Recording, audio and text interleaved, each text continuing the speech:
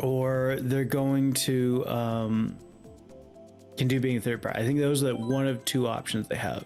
I do not think Xbox as a console makes sense anymore based on what they're doing, which is a bummer because Sony desperately needs that competition, because we're entering Ken Kutaragi levels of ego here. Fun times. Yeah, which, you know, for all the kids here who don't remember that shit, it was not a great time for PlayStation in the early PS3 days. Let's just say that. So I mean, without having genuine competition anymore, it's gonna, you know, I think as a gamer, it's gonna be darker days. You know, I think I think the way I also look at it is that I do agree that if that continues, that there could be a potential future like that. I think the thing that's keeping it quote unquote mellow right now is the fact that a good chunk of the industry is seeing everything from layoffs to not as big of profits, and especially with Jim Ryan's F up of the all live service stuff, and Sony's like literal boss coming in and being like, dude, get the F out of here. Like, so it'll be interesting to see what the two new CEOs do, because they have the guy from Gorilla, if I remember correctly, and the other guy from Japan in charge of the hardware, if I remember correctly. And what I've been seeing from some Japanese posts on social media and everything from like Blue Live here in Japan, he apparently is very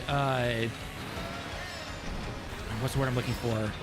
Like not conservative, but like he's really big into trying to match Nintendo apparently, and so they think he's going to try and focus a lot more on Japan again, whereas Sony for the last couple of generations have definitely gone more towards the West, it seems. I guess so. But I will argue not the right way. It's not very. Yeah, I'm not very antagonistic here. Is Nintendo focused on Japan, or is Nintendo just focused on being Nintendo? I think they're focused on being Nintendo, but I guess so. Again, I don't know. I don't really know this guy at all, but according to a lot of the people who I guess know this guy, the dude is like he likes to focus on Japan a lot, and I guess he said something in an interview somewhere here in Japan that mentioned Nintendo. And again, Google Translate, you know, it is what it is, you know, type of thing. The best thing ever. Yeah. But I don't know. For some reason, a lot of people think that he's going to focus a lot more, you know, or try to drift some of the focus back towards Japan, so it's a lot more even and not towards the West, because it's definitely not a stretch to say that even here in Japan, PlayStation is very far behind Nintendo. It's not even a competition essentially, because Nintendo. I mean, Sony's far behind everywhere. Like, Nintendo is the king. Nintendo, this is the best Nintendo's ever been. Oh yeah, no, it's records for Nintendo across the board. So I'm saying, like, it's not just Japan, it's everywhere. Nintendo reigns supreme. So it's not just a Japan issue. Well, I think so, because a lot of people are. So one thing that's happened a lot here in Japan is that a lot of people do not. Oh, Boo stole my red shell. No, are you fucking what the heck? Huh? Guy, did you not pay the Boo bill this month? Is that the problem? What the fuck just happened there? You gotta pay the bill, man. What the fuck just happened there? You gotta pay the bill. Oh, come on. What the F was that? Oh my god. And I see it. Oh, okay, so for some reason my voice is only going in the right ear. Lemon, speak for a second. What's up? You're only going in the right too. Yeah, I don't know. I think I feel like majority of it's all coming through the right. Like the game audio is in the left, voice is in the right, which, you know, some people do it that way. Never set it up that way. Well, because you're using XLRs all the way through. Like, it's not like a 2-stripe or a 3-stripe 3.5 millimeter headphone jack. It is a 3.5 millimeter headphone jack. That's what it is. Oh shit. that might be it then. I think it is, but the thing is, I've never had the problem like this before. So, well, do you ever unplug or plug in whatever anywhere in your link between all your systems? Do you ever unplug things or plug things back in? No, I generally leave it the way it is, unless unless there is a problem, which we are seeing right now. So I have unplugged it now. No, because so back in the day when people had to plug in their headphones into their devices, I know, right? Those connectors would wear out eventually, and so you have cases where like you'd only get like one side of your headphones and stuff, if like your iPods and stuff. If anyone knows what an iPod is anymore. Though I still think it's a software issue. Like something that's weird. Like things don't wear out like random. that. Give me a second. I'll get the link for you for the Discord. So Alyssa, focusing on Japan, can they ultimately focus on Hideo Kojima or something like that to buy the non-exclusive titles? Obviously, not Ghost or MGS, but the standalone indies. I mean, isn't Sony already working with Hideo Kojima? Last I checked. I mean, he's doing Death Stranding 2. Yes and no. Yeah, they're doing Death Stranding 2 right now. Yeah, and then he's He's not working with them directly for that other game though, is he? The one with Jordan Peele. I thought he was. 'Cause that was in the PlayStation. That was in the PlayStation showcase thing. I thought it was in the Jordan Peele one. I thought was during the Game Awards. Okay. So hang on. So the one during the Game Awards, that's with Xbox. That's some like that's like some scary thing or something. Like some horror style game. Yeah, it's the spiritual sequel to PT, which is spiritual sequel to Silent Hill. I guess whatever. So he's working on a bunch of different things. He's working on Death Stranding 2. He's working on that one project with Xbox, which again called the spiritual successor to Silent Hill or whatever. Yeah. And then they announced another one during the last game show or the last online showcase thing, where they show the studio and he's talking to some dude, and then it like pans out like a movie almost, and then that's the next project they're working on with PlayStation, I guess.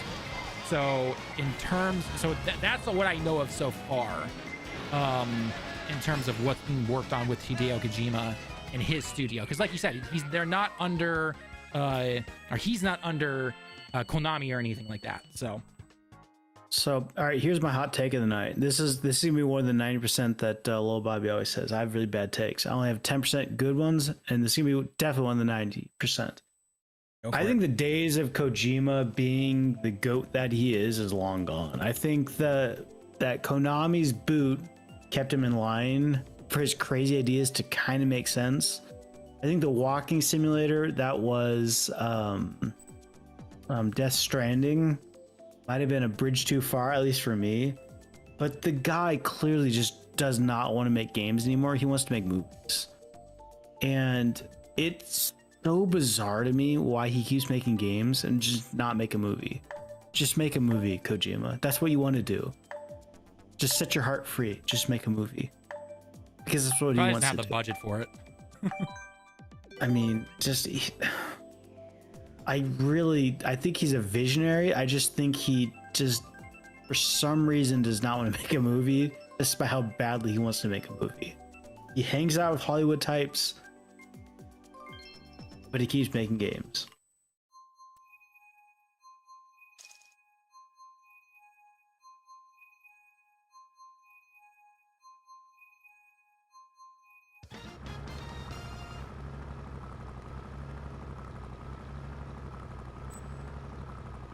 Of 3, so don't get too butthurt. But no, I really hope Sony does get back into their Japanese studios. I'm really bummed out by that, because there's been a lot of really cool, Japanese dev games from Sony they published that kind of, have gone away since the days of the PS3. Which is a bummer. It's a real bummer. I mean, there's been a lot of cool games that just kind of went, by the wayside. Well, when your entire thing is you got to make profits go up every single time. See, that's the pride. That's why I don't entirely understand this new CEO's, alleged or not. I'm not gonna, state whether or not those hot bits of goss were true or not, but Japan's not the big market anymore, and so if Sony wanted to focus on Japan more, I mean, that's at the detriment, I would imagine, to the West, which is, I mean, I don't think I'm being too terribly American centric when I say it's the bigger market. It is the bigger market, but I think Nintendo has also proven that there's still a huge market in Japan, because there is, but I don't think it's because it's Japan centric. It's just because they make Nintendo games, and Nintendo games are just these kind of, they're Nintendo. I hate saying they're Nintendo games because I think there's a better word for it. They're Nintendo games. That's what they are. They just make a certain type of game that just feels nice. Mm-hmm. You just feel good.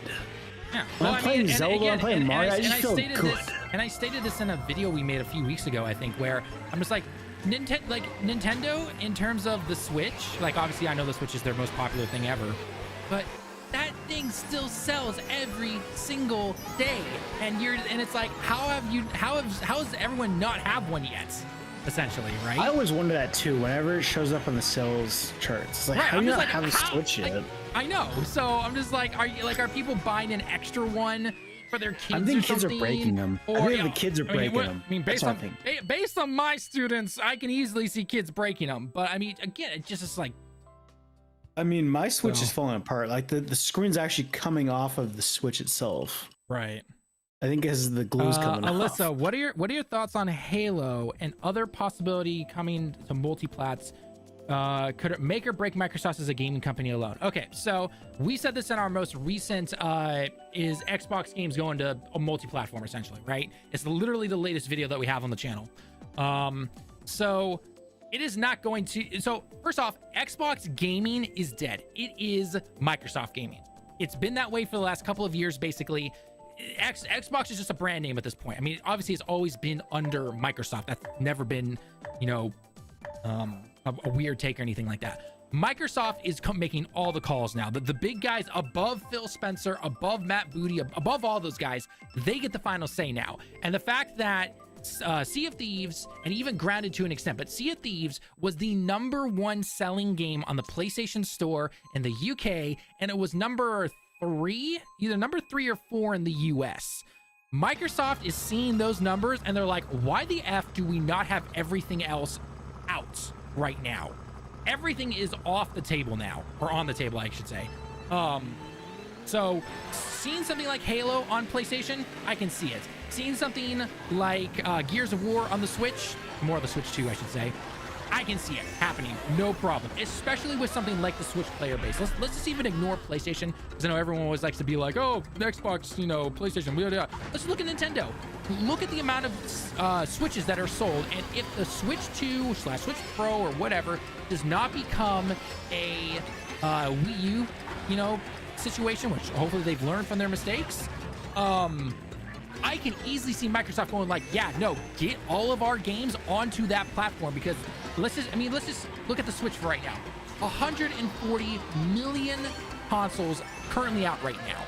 If you make a console that is more powerful and can somehow not become the Wii U, where everyone buys it again, essentially, a combination of like the portability, mobile, setting up your TV, because that's the one thing that's actually sold really well here in Japan, is the fact that you can play it anywhere, right? You don't have to have a TV setup or anything like that.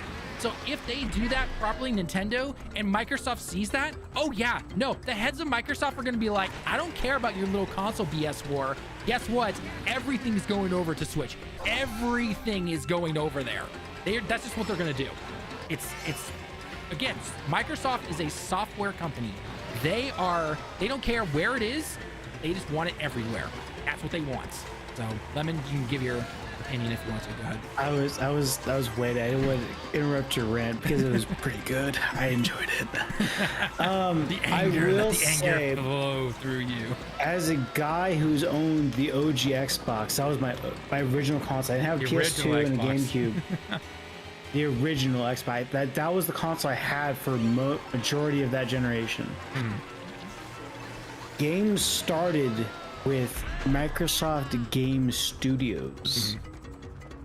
It was Microsoft Game Studios back in the day, and it will end as Microsoft Game Studios now.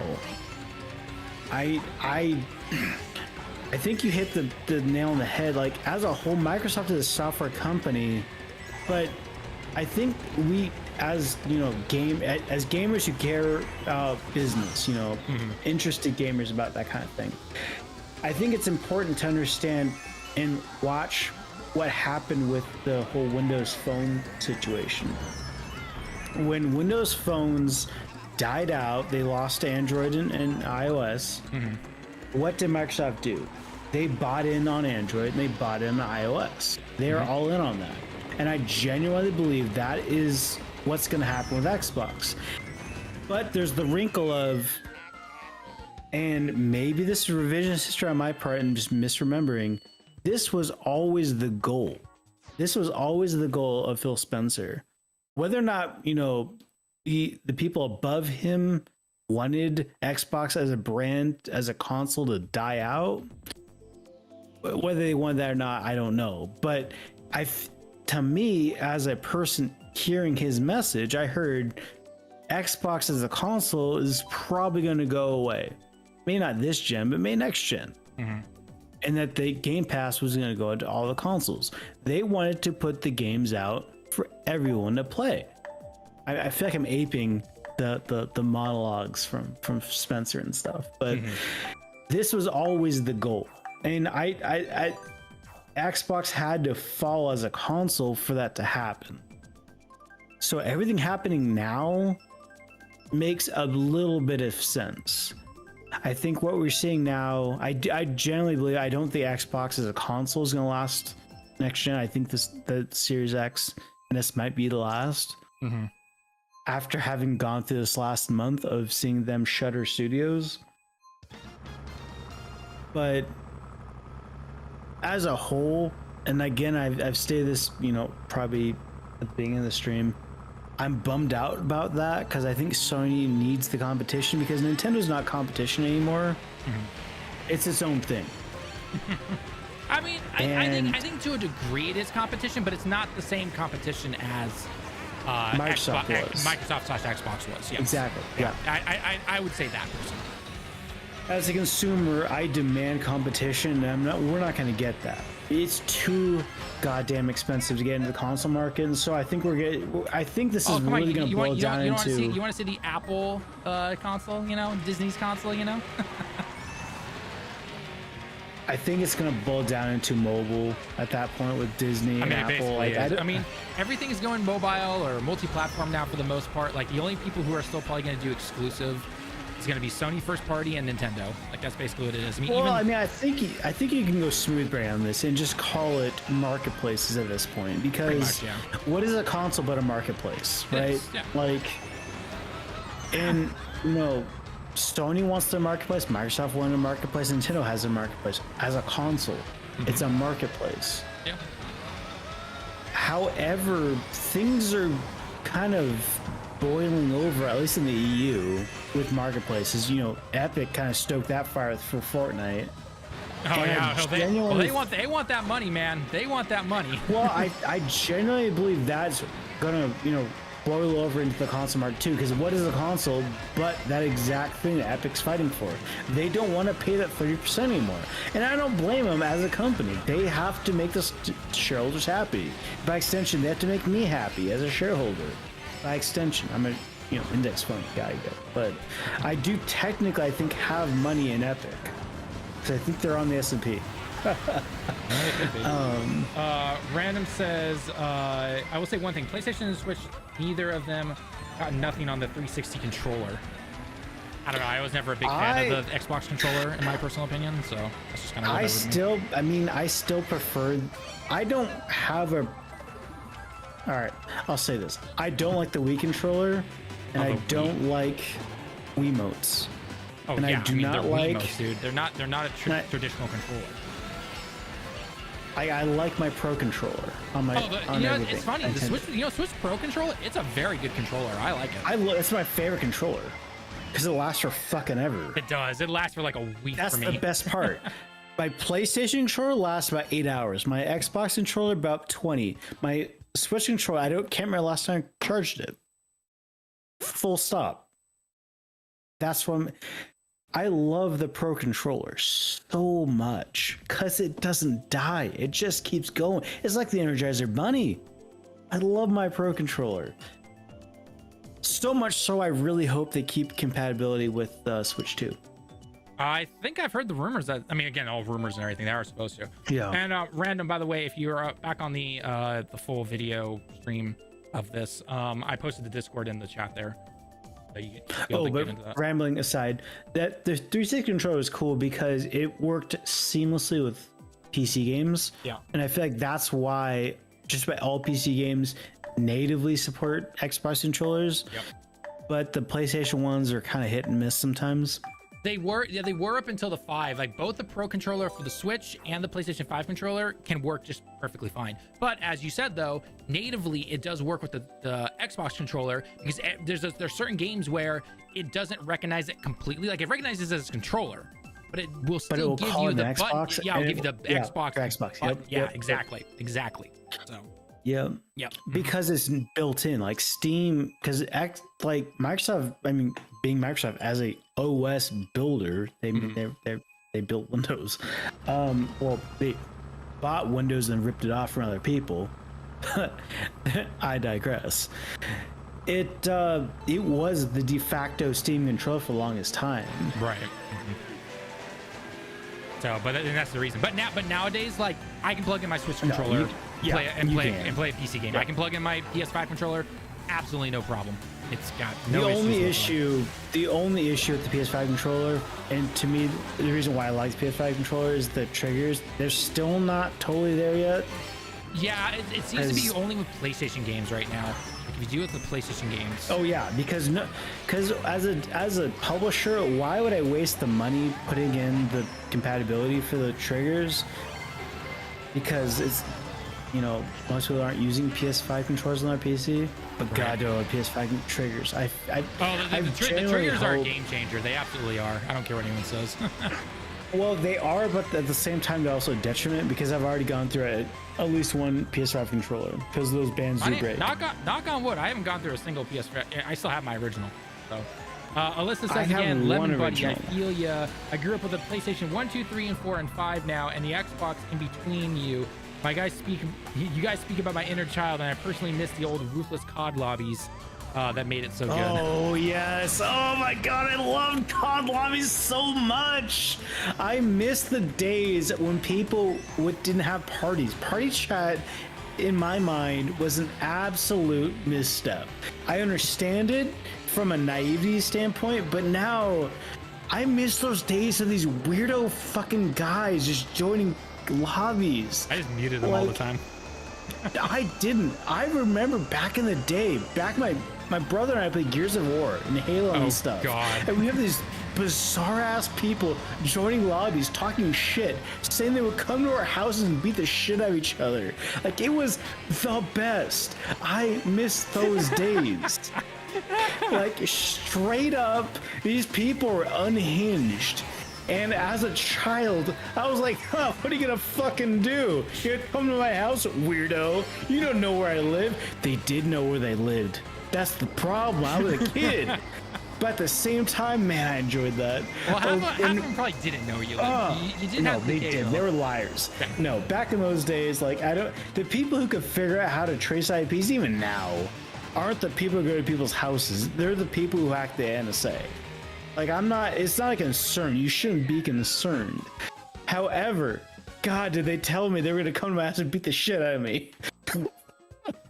Man, I miss Xbox, like OG Xbox Live. I'm talking like 1.0 Xbox, Halo 2 up to like Gears of War. Oh, God. Oh my God, it was the best because I've learned all kinds of crazy words I've never would have thought of. Oh, I miss those days. You miss those days, don't you? Yeah, no, and my brother, being the troll that he is, God, your brother would he knew glitches in Gears of War, and let me tell you, Gears of War people, when you glitch in those games, got very, very unhinged, and Oh, it was the best. There was many a time where mom would come downstairs like, "What are you guys doing?" Lemon here just going off on the old days. Yeah, I'm going full nostalgia now. My mom would come downstairs like, "What are you guys doing?" And they had the voice coming through the television says because I was there so I could hear it. And she was listening to this and like, "Turn this off. This is bad." And I'm like, no, don't turn it off. This guy's going on.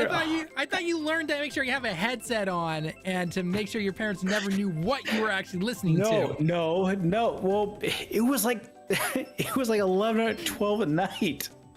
Who didn't expect my parents to come downstairs? Oh god. God, I miss those days. I think it's like a growing old kind of thing, I guess. You're remembering the good old days, man. Yeah, playing games until like 1 or 2 in the morning. Now I just like, I don't want to be up at 1 or 2 in the morning. I feel groggy in the morning. I don't want that.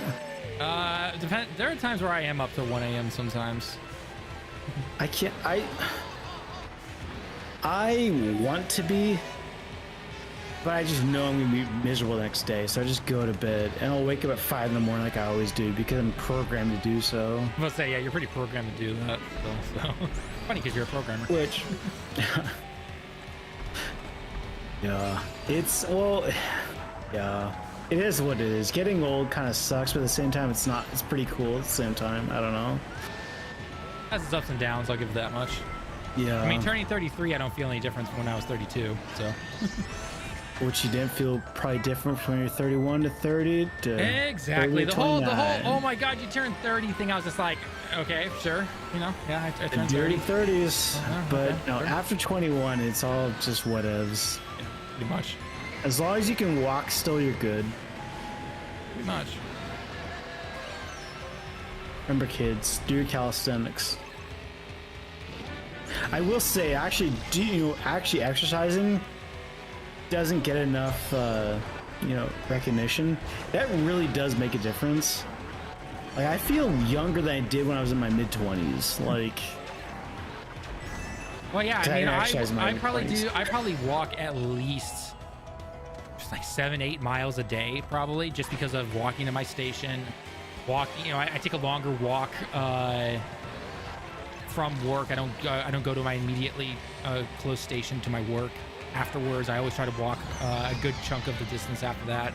Walking, like, I walk everywhere essentially. I try to work out twice a week, like actually do like more cardio style stuff. You gotta hit them weights, guy. The free weights. Yeah, with what space? Yeah, that's true. Calisthenics, I guess then. Gotta get them gains, boy. That was what high school gym was for, going to the weight room. Oh god. I was in a weight training class in high school, and it was filled with football players, and man, it made you feel bad, but at the same time, the football players would just sit there and just like literally be your spotters, telling you how to do good form and stuff, which is like the antithesis. Was it junior or senior year we were in this? I thought we were in the same class. I don't think we were ever in the same gym class, guy. Oh, ever. Okay, well, I know we took the same weight training class. Just we must have been at different periods. Because Mr. what was his name? Freeze. Yeah, Mr. Freeze was our teacher for that. Yeah, I remember going up to the gym or to the weight room like at least 3 times a week. What are your thoughts on the Insomniac bringing in more free roam games like it's been since PSP? We've seen a Ghost Rider game. Ghost Rider game. You mean Ghost of Tsushima? Ghost Rider. Insomniac. Ghost Rider is like the show about the ghosts who'd write things like from the 90s. No, Ghost Rider is that. Isn't Ghost Rider that Marvel character? The guy who's dead, he's skeleton. He's on fire? I know, but like every time someone says Ghost Rider, I don't know. What? Can you elaborate a little bit more, Alyssa? What? So to me, Ghost Rider, Insomniac. The last few games from Insomniac, besides the Spider-Man games, have been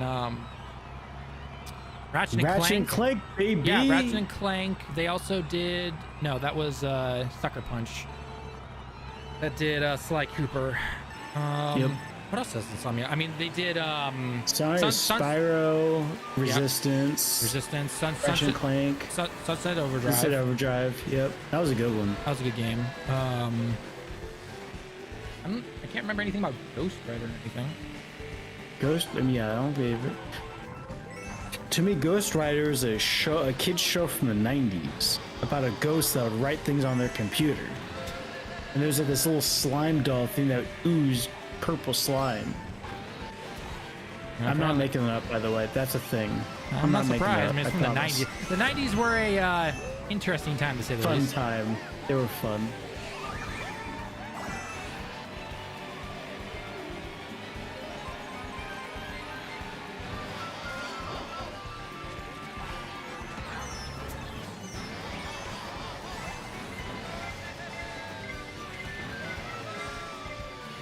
All right, I gotta ask, what game was this from? This track? This track, I think DS? it's from DS or 3DS. It was one of those two. Okay.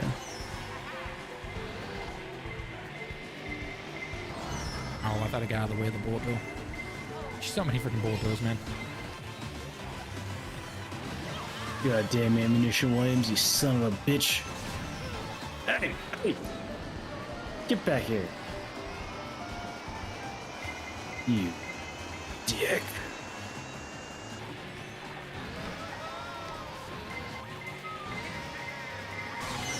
No! Seriously, with the lightning? Are you kidding me, game? Mario Kart does not kid. Seriously? Mario Kart only takes. I swear to God, like I've had nothing but indicators. Oh, I know. Like, there's been indicators left, right, and center that were like, ever.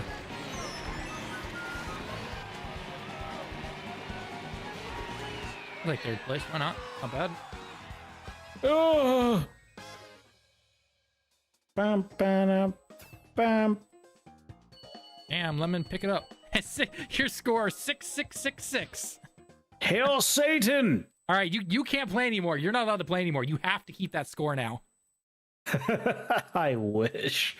Marvel, yeah, there was one on PSP that was based on the Nicolas Cage movie. They did a game exclusively to PSP. What did you think about Insomniac making more in the style of Spider-Man? Oh, so you just mean open world in general, you mean? I mean, they've done well with Spider-Man games, you know, regardless of what you might think of parts of the story or characters. You can't deny that the world itself is, you know, it's nice, it's fluid, it's, you know, there's, especially in 2, there's no load times. Like, that is definitely impressive. So, yeah, I mean, it depends. I mean, based on those leaks that we saw, Insomniac is basically a Marvel studio right now for a while. So I hope that the people who don't want to make Marvel games can split off and make a separate branch of Insomniac and make some other games. That'd be really nice. But I mean, if they make some kind of open world style games, I'm fine with it as long as it works as well as Spider-Man does. But I do think that, especially with Spider-Man 2, they needed to increase the side missions that they had, because I felt like 1 had a lot more variety in terms of their side missions. As variety you can get with side missions, I should say, just to clarify. But yeah, Spider-Man 2 was definitely lacking in some of those in my personal opinion. But I did like the Cassidy side mission where he teamed up with Yuri. That was fun. Ooh. I'm not gonna say anything. People get butthurt when I say things about Spider-Man 2. What? It's a solid game. That's it. Yeah, pretty much. I don't think it has no business being game of the year contention as far as I'm concerned. Ow. It's good, but it's not game of the year. Well, sorry that Alan Wake is still in the red. Well, you know what? Quality games don't need to make money. They're still quality even if they did make money. So The Last of Us 2 then is not a quality game in your eyes then? Because it's made some money. Last of Us...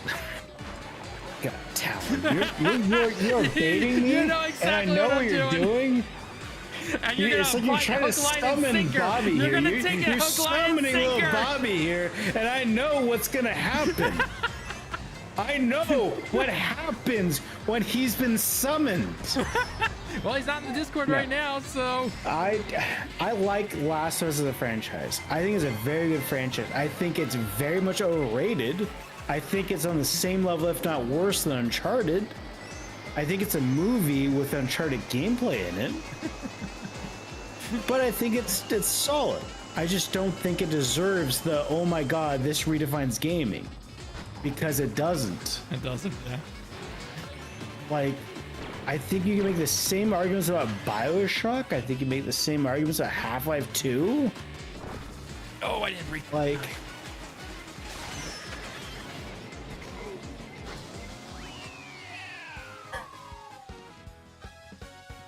Like as a whole, I really generally believe Naughty Dog is in the probably the lowest point since they were acquired by Sony at the very minimum.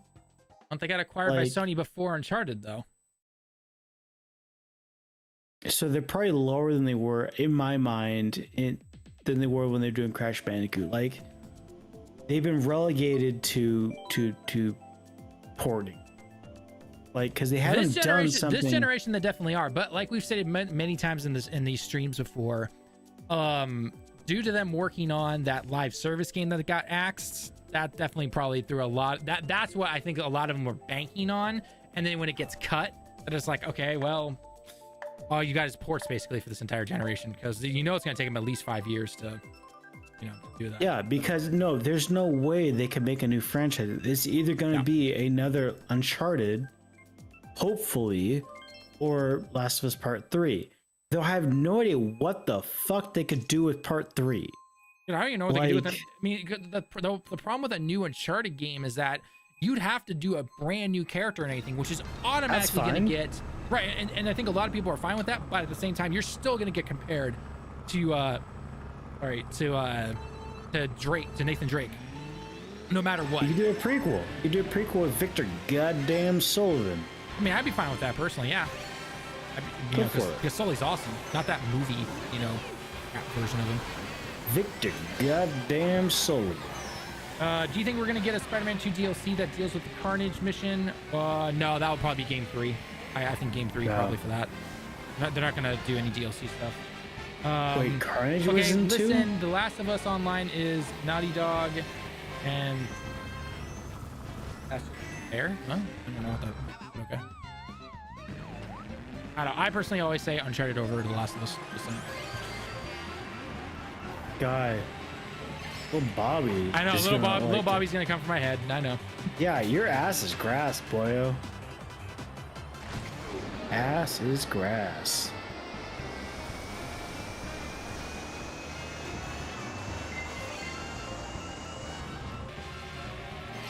So, Talon, you are both a PC player and a PlayStation player. And a Nintendo Are player. you going to support Ghost of Tsushima when it comes to PC? Are you going to buy it? I am. I'm going to buy it next week, actually. My man! I love Ghost of Tsushima. I bought it on the PS4. I bought the updated version for PS5 that included the DLC and everything. Did you play it on the PS5 though? Yes, I have. Are you sure about that? Yeah. Why? I was looking at your trophy list when I was comparing you to for Stellar Blade and noticed you don't have the platinum. Oh, I never got the platinum even on PlayStation 4. I never got the platinum. Talon, god damn it. You know, for a guy who gave me crap about platinum games back when we were in high school, I don't want to hear shit from you. You are digging your own grave when I say this. I got the platinum, and I don't give a shit about platinums. How have you not gotten the platinum for it? I don't honestly. I mean, to be fair, when that game released, that was also during the time Spider-Man 2's platinum. That was easy. That was an easy platinum. There's no way Tsushima was harder than Spider-Man 2. No way. Because I got it. That should tell you everything you need to know. Oh god. No, back when Ghost of Tsushima, probably the reason I didn't get the platinum for Ghost of Tsushima originally was simply because that was during the time when I moved twice in a year. when I originally moved to Tokyo. Oh. What? Sorry, I just read LittleBobby's comment. Oh yeah, These guys don't like Last of Us 2 Chip, because you letting viewers in these races? We are currently not doing that, but we could do that later potentially. So it depends how many people are actually able to join. Tournament. Well, that's the problem. We need if we do a tournament, we need more people because eating CPUs is not fun. So. Yeah, that's true. These guys don't like The Last of Us 2 because it beat Ghost of Tsushima in Game of the Year. Dude, Ghost of Tsushima better than Last of Us Part 2. I will die on that hill. I don't care what anyone says. The Keeleys in 2020 though? Game of the year 2020. Oops. Let's go look. See, I've ranted about this every goddamn day we play this game. I need a bit more time, Nintendo. Between races, I need like a solid 2 minutes. Did you get kicked out? All right. No, I'm still here. Oh, okay. But like, I'm just thinking. Like, I was looking up just the Keeleys for 2020, which is why I call the Game of the Year's not Keeleys. Well, 2020 was also the year that COVID started. So. You mean the year when I just sat on my ass, played games all day, and no one judged me? Yeah. That year? Yeah, pretty much. I miss those days. I definitely miss working from home, or as little as I did it. Man, I could rant all goddamn day about how bullshit commuting is for back office work. But I'm not gonna ruin your. I'm not gonna ruin. That's too negative. I don't need that right now. It's Sunday. I'm already bummed out. It's Monday tomorrow. I'm just gonna enjoy. I would love being an Egyptian God of War personally. That could be rad. I mean, that's what a lot of people think it's gonna be. Cough, cough. AC Origins, baby. It was a great game, Talon. I don't care what you say. Origins was fine. Odyssey sucked ass. What? No. Odyssey was good. No, Odyssey Valhalla was not good. Valhalla was ass. Odyssey was ass too. No. Yes. Odyssey was good. Yes. I liked Odyssey. I don't care what you liked. I don't care what you liked. You're wrong.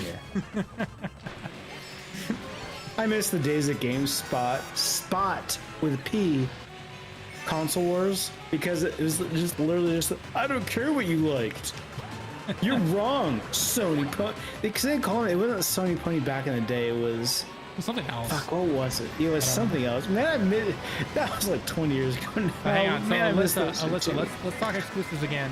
What are your thoughts on about a third Warlock? Oh, God of War. And what are your thoughts on Kratos going to Egypt or something possibly different? Well, I mean, he's not dying, so he's still alive. I mean, if you played Valhalla, the DLC, he is the God of War now in the Norse area. So it'd be an interesting story to be like, why would he go to Egypt or another area, essentially, right? Because the reason he left Greece was because of what happened with games 1 through 3, and then he tried to just escape everything, and then that's when he met his now dead wife Faye, had his son and everything, and then God of War 2018 and Ragnarok happened. So what would be the reason for him to go to Egypt? Unless I guess if his son needs help, right? He gets a letter from his son saying, hey, I need your help and everything. So no, Bobby, you're absolutely correct. Kratos is way too important to the PlayStation. I mean, he's literally one of their most well-known characters in terms of that brand. I'm just saying in terms of from a story aspect, I don't know how they get him over to Egypt unless like Atreus is like, hey, I need your help over in Egypt. So, obviously way more detail and way more, nuance than that, but you kind of get the idea. So. All right. So I pulled up the Keeleys. Alyssa agrees with me. See, right there. I'm with Talon. I think Odyssey was way too much and not enough at the same time. Way too much to read into, and it's too here and there. Also watched, beaten everything Assassin's Creed. Quiz me. Let's make it interesting. Well, my first question should be, what is the best Assassin's Creed? Because there is only one answer. So we need to hear your opinion on this. It's 2. I'm not asking you. I'm asking Alyssa in the chat. 2. It's 2. Followed by Origins. No, but no. So 2020 key leaves though. Oh yeah. You finally looked that up. What was the GOTY was Last of Us Part 2, Animal Crossing New Horizons, which what the fuck? Oh yeah, that game popped off because of COVID, right? Doom Eternal. Final Fantasy VII Remake. There's a spicy one. Ghost of Tsushima and Hades. Oh, Hades, yeah. Which is funny because now Hades 2 is in early access. Which is super good. You should totally buy it. It's really good. There's just so many things I need to do right now. I need to buy that. I know I do. Don't tell me I don't need to. I already know I have to. I bought it and I played like a little bit. I really want to play more, but it's like I have some other games I want to play on my backlog. Yeah, you better get on Starfield. You finally have your map now. No. It has.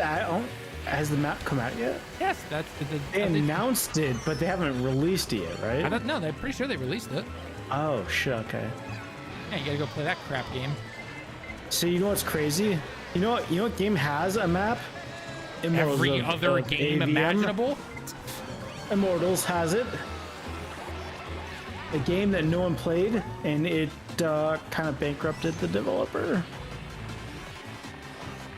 Which, by the way, if you have Plus and/or Game Pass, you should really play Immortals of Avium. It's really good. It didn't deserve the hate it got. Released on the 15th. Huh? What? Hang on. If anything, Hades deserved Game of the Year over Ghost of Tsushima, but not more than The Last of Us Part 2. Released on the 15th. Wait, what released on the 15th? Hades? Is that what? I don't know what you're talking about, Bobby, but okay. Bobby, he's on his 90% hard tonight. I'd say Assassin's Creed 1. Nothing can beat Altair. He is the head of the franchise. He started it all. No need to die before him. And the connection he has with Desmond is amazing on its own. All right, the Starfield update. Okay, the map update, I guess, was released on the 15th. All right. I'm still gonna play it though. I have one other game, so I would rather play. It's Starfield. So speaking of Starfield, I saw a really funny comment about this where someone said probably the main reason that maps were not included in the original release of the game is because it just made the game look way more barren, because it is barren when you're not in the city. And I'm like, oh god, that's probably so true. I mean, it's the hubris of Bethesda think that they alone could make open world randomly generated planets work. Like, it was never going to. If they ever played a roguelike, they would know plenty of seeds have really shitty rooms in them. But no, AC1. I remember when AC1 came out. I had a friend who brought it over. They rented it at Hollywood Video. Making us sound even older. If anyone knows what that is anymore.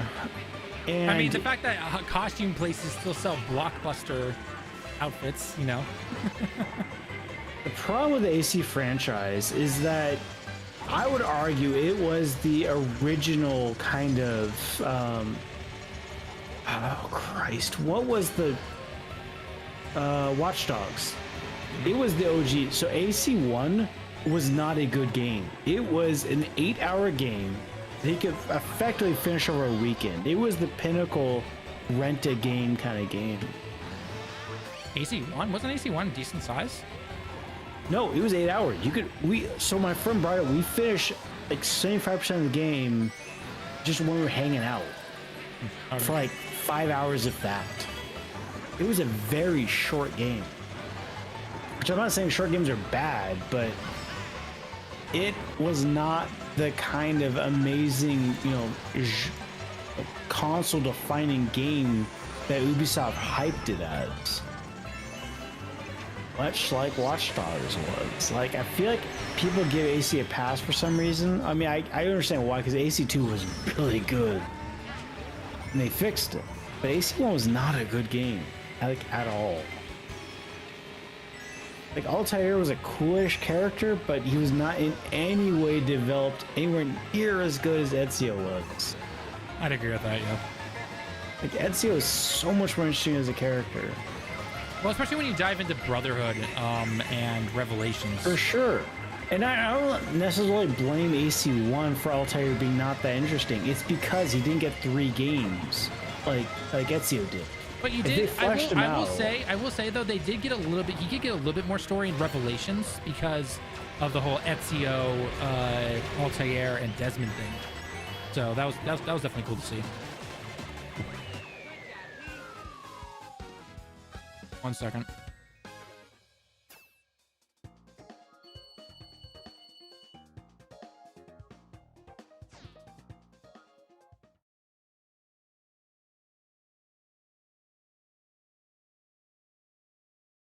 I can't put any AC over Black Flag is probably the best.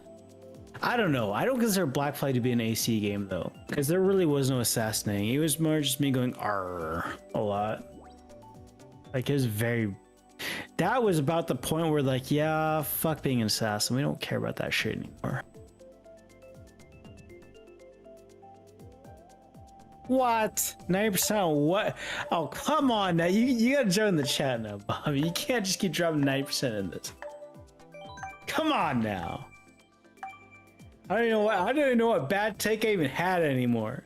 Other than AC1 being the absolute weakest links until Valhalla. Because I don't like Valhalla. I didn't like Valhalla at all. It's probably my least favorite AC game that I finished. Or almost finished. Syndicate's pretty bad too, though.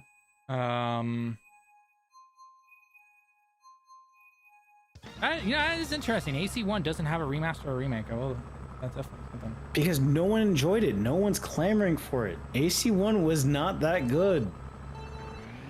Bobby, 90%. I don't even know what I've done wrong at this point, and that's kind of half the fun, I guess.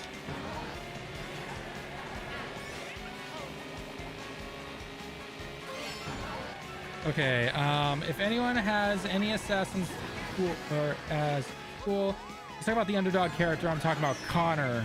You know, it's funny. Connor actually, he is kind of an underdog. He is. I think when I originally played AC3, that's where Connor's from. 3. Never mind. 3's the absolute weakest link. That game sucked ass. God, I hate 3. The thing that I hated about 3 was how slow it took. Oh my god, that was it. 3 should have been a fuck ton better than it was. It definitely had a lot of expectations. I'm gonna give it that. Oh my god. You can't fault the Ezio trilogy with that dog pile. Jesus Christ. Connor gets a lot better when you start to do a lot of the side missions and you really get to develop his character, which unfortunately a lot of people don't, because I think like back when when it originally released, I blazed through that game because I wanted to know what the ending was. And I missed a lot of character development with Connor. Man, oh god. Yeah, 5. Yeah, see, Alyssa knows, right? 5 sequences of Templar. Yeah, that was hard. Man, like, and then having to do Connor's like as a what was it? Like he was. I don't know if he was technically a teenager or not, but when he was like learning to climb and everything before his village gets destroyed. God, that was tutorial mission. Yeah, I was just like, God, that's so effing slow. God damn, the game was bad. Like I said, once you actually become an assassin and start doing all that stuff, it works. The game's really good, actually. It's just unfortunately like half the game is.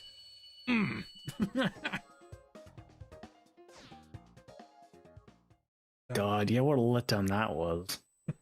Especially back in our day, because that was like the end of the trilogy, right? The whole Desmond end of the world thing and all that kind of stuff. That was. Oh man. What was after 3 though? After 3 was Black Flag. That was Black Flag, and then they had the Rogue, right? And then it was Black Flag, Rogue, and something else. Yeah. I feel like there's that PSP game with the girl from Louisiana, I think, or something like that. No, and then after it wasn't that, PSP, was it? Wasn't it DLC? I thought it was Vita, maybe. I don't know. Because I think it came out Oh later. as yeah, DLC. yeah, yeah. It was a Velveeta game. Yeah, That's what it was. And then after that, then we had Unity. Then we had Unity. great climbing, great parkour in that game, but yeah, a lot of unfinished bugs and everything. Then after Unity was Syndicate. Syndicate after Unity. Yeah, Syndicate was the next one because the British Twins. Yeah, the British Twins, and then after that was Origins, then Odyssey, then Valhalla, and then that's Mirage, one with the shiz, Valhalla, and then Mirage. What's Mirage? Oh yeah, I have Mirage. Yeah, I Mirage, and then now Shadows is the next one. That's okay. a dumb stuff. Oh, okay, Bobby's here. Bobby's here. Which was the last 90% that I said? Okay, so the was. first, okay, you have so many, Lemon, because it's 90% of your takes. I know, that's what I'm saying. Yeah, the latest 90% though. The latest one was saying, oh, it's Black Flag, you don't have to do any assassination. Because I'm playing Black Flag right now, and the first, Was it assassination? 6 hours of that game is nothing but assassinations.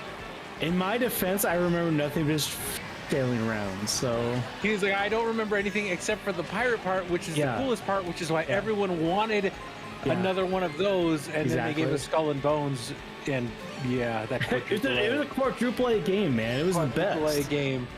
But the other one I took grand offense to, Lemon, earlier is you said, oh, things didn't change gaming. Like The Last of Us 2. Okay, I'll give you The Last of Us 2 because The Last of Us exists. But you said Half-Life 2 didn't change gaming? No, it drastically. I did not say that. Okay, maybe I misunderstood. Yeah, if I said anything to that effect, I apologize. I was like, excuse me, sir. that changed FPS's level of storytelling and gaming. Okay, so I will never I still hold my breath for episode 3. It's never happened. No, it's never happened. I still believe one day Gabe will bless us. No, Gabe. What? Gabe knows the power that holds. He's waiting until Steam is about to collapse. With all the EU stuff you were talking about earlier, they're gonna make Steam be forced on everything and not take a cut. And he's be like, okay. And then you're just getting clouds will part, and Half-Life 3 will be announced, and then they will make $65 trillion and buy Microsoft, and then it'll be over. They'll be the 5th biggest GDP in the world. Yeah, they will buy China.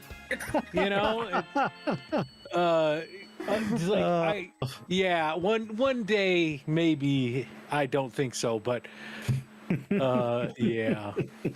Man, Alyssa just fired off all of those Assassin's Creeds. 1, Lineage, the movie, yep. 2, Brotherhood, Revelations. 3, Liberation. 4, Freedom Cry was cool. Rogue was kind of cheeks. Unity was okay if it worked.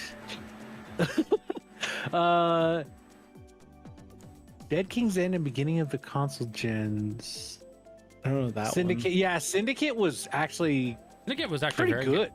Syndicate wasn't terrible. I thought it was pretty good. I thought it was better than a lot of the stuff. Syndicate was actually made by the same studio who's making Shadows right now, and the studio that made Syndicates, I think Shadows obviously, and then there's one more that they made, but they basically took the games that were previous to them, so Unity, Valhalla, things like that, and they polished everything up, right? So Syndicate was way more polished, obviously, than Unity was. Aside, not even look at the story though, in terms of the gameplay and the world and everything, way better than Unity was, right? I will say Syndicate gets the benefit of the doubt just because it was better than Unity. By the way, there's lag and also a short delay. I would expect there to be a delay because we're streaming. Unless they're there's always a delay for sure. Because it's not on. I mean, if you're watching on YouTube, Jerry, there's not a super short thing like Twitch has. That might be why. Yeah. Twitch has the super low latency mode, which is pretty cool, but and then they also added those other options as taxing. Oh yeah, Indian Chronicles and Bloodline. Yeah, Bloodlines. I forgot about that one. So now that I'm on the computer again, I'm gonna play some Marvel Rivals. Yeah, enjoy it. I'm sorry, the Tallen. Overwatch game. Oh, I It's was so good, Lemon. dude, I was generally thinking it was like some sort of free to play game. So it's really good. You're saying? Yeah, All right. actually, it's like they got a like. Okay, I said this in the video that's gonna come out, so here's a little spoiler. Oh, I love spoilers. If y'all are on, the Star-Lord right now is so broken. Like I don't know. He's Super hard. I love it. Love it. He's super easy to use and he's super OP. Like he just like he's basically like Tracer, right? But then he does like way more damage than Tracer from way further away. And then he has, Tracer has the quick like zip back. He has that, but it's a reload too. And then his ultimate is Soldier 76's ultimate, but he flies around super fast in the sky. So I'm hearing he's a pro Shinji. No, pro Genji. That's Pro what Genji. Genji. No, Spider-Man is Genji. Pro Genji. He's a pro Genji. Yeah, Spider-Man is Genji. Like Pro Genji. Spider-Man gets in and gets out, and he's really crazy good too if you're good with him, but he's super hard to use.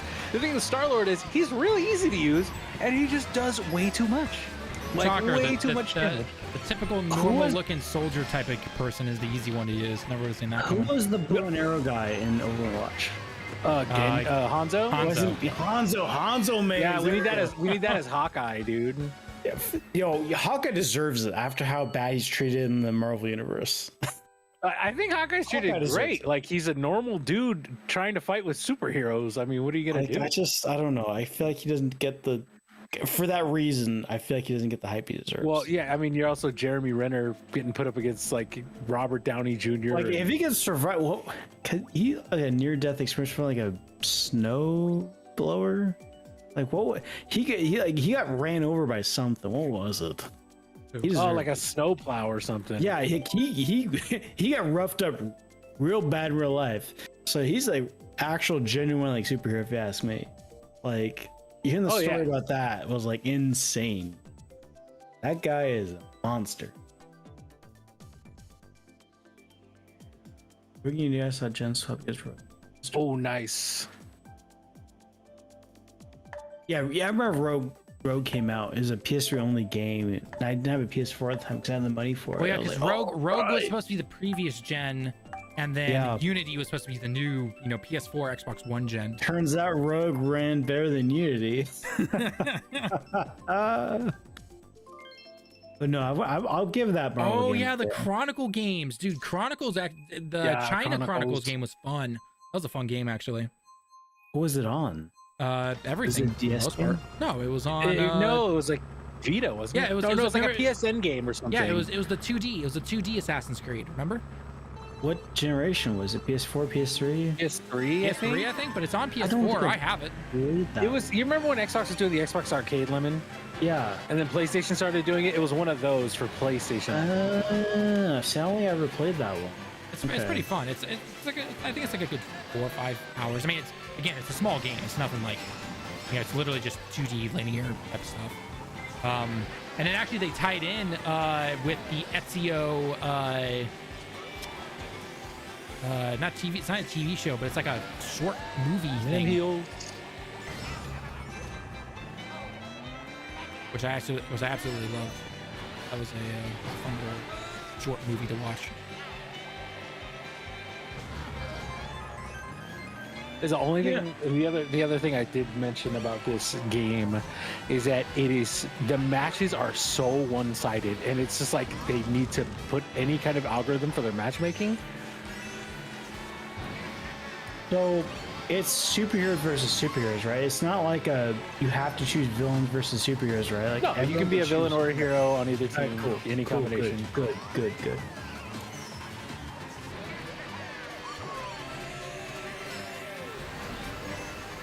Oh, I have my ult. My broken ult is Star-Lord. Guy says Star-Lord's broken. Playing Star-Lord. Yeah, of course. Yeah, like why wouldn't you? Like that's just called. It's like when you play smart, Destiny, Tallen, you play PvE with a Warlock because they're broken. I didn't realize Warlocks were broken, but okay. They're very broken in PvE. They heal themselves, they heal everybody else. Well, I mean, then I guess the Hunter is the broken in PvP. Well, who the asshole was and killed me in Gambit all the time was broken. I mean, that was anybody that's because he sucked at the mode. game. So That's the best game mode though. Oh, there's the people who use like Galahorn. no. The those guys. last time Lemon played Destiny 2 was back when. I mean, it was before. It was around Beyond Light. That's when that released. That was the last time he played. It's been a long ass time. Yeah. What about his father? Please give me Giovanni? healing. Oh, you piece of shit, Loki. Yeah, Alyssa, is that like his Ezio's dad? Huh? I don't remember. Yeah, his father. Because like, remember like in 2 when his dad and his brother died. Yeah, They I remember wrecked that. something? Yeah. That was a pretty brutal game back in the day. Now I think about it, it's like Well, considering the kinda fact that was the that's- that was like the first hour opening right there. Like, yeah, like I will say, I mean, as a whole, gaming has gotten a lot kind of more mature in the. I want to say mature in the sense of more violent, because Gears of War is pretty fucking violent. But more mature in their storytelling. Like, yeah, oh, good to know. Okay, It's so just- lineage. So I guess lineage shows the parts of the Giovanni Auditore as his time as an assassin, and then serves as a prequel to Ezio and reveals why his father had the robes hidden. Oh, okay, got it. So one of those linear. couldn't have told us that in the game. Well, I mean, It's probably something they put it, and then people were like, "How come his dad had those robes just chilling?" yeah. And they were like, "Oh, quick, let's make a short game." Let me- Yeah, let let's me make a mash it. short 5-hour game Let to me explain that. Mash the essentially. A button really quick. Oh, cool new rose, badass. Who the fuck's this guy?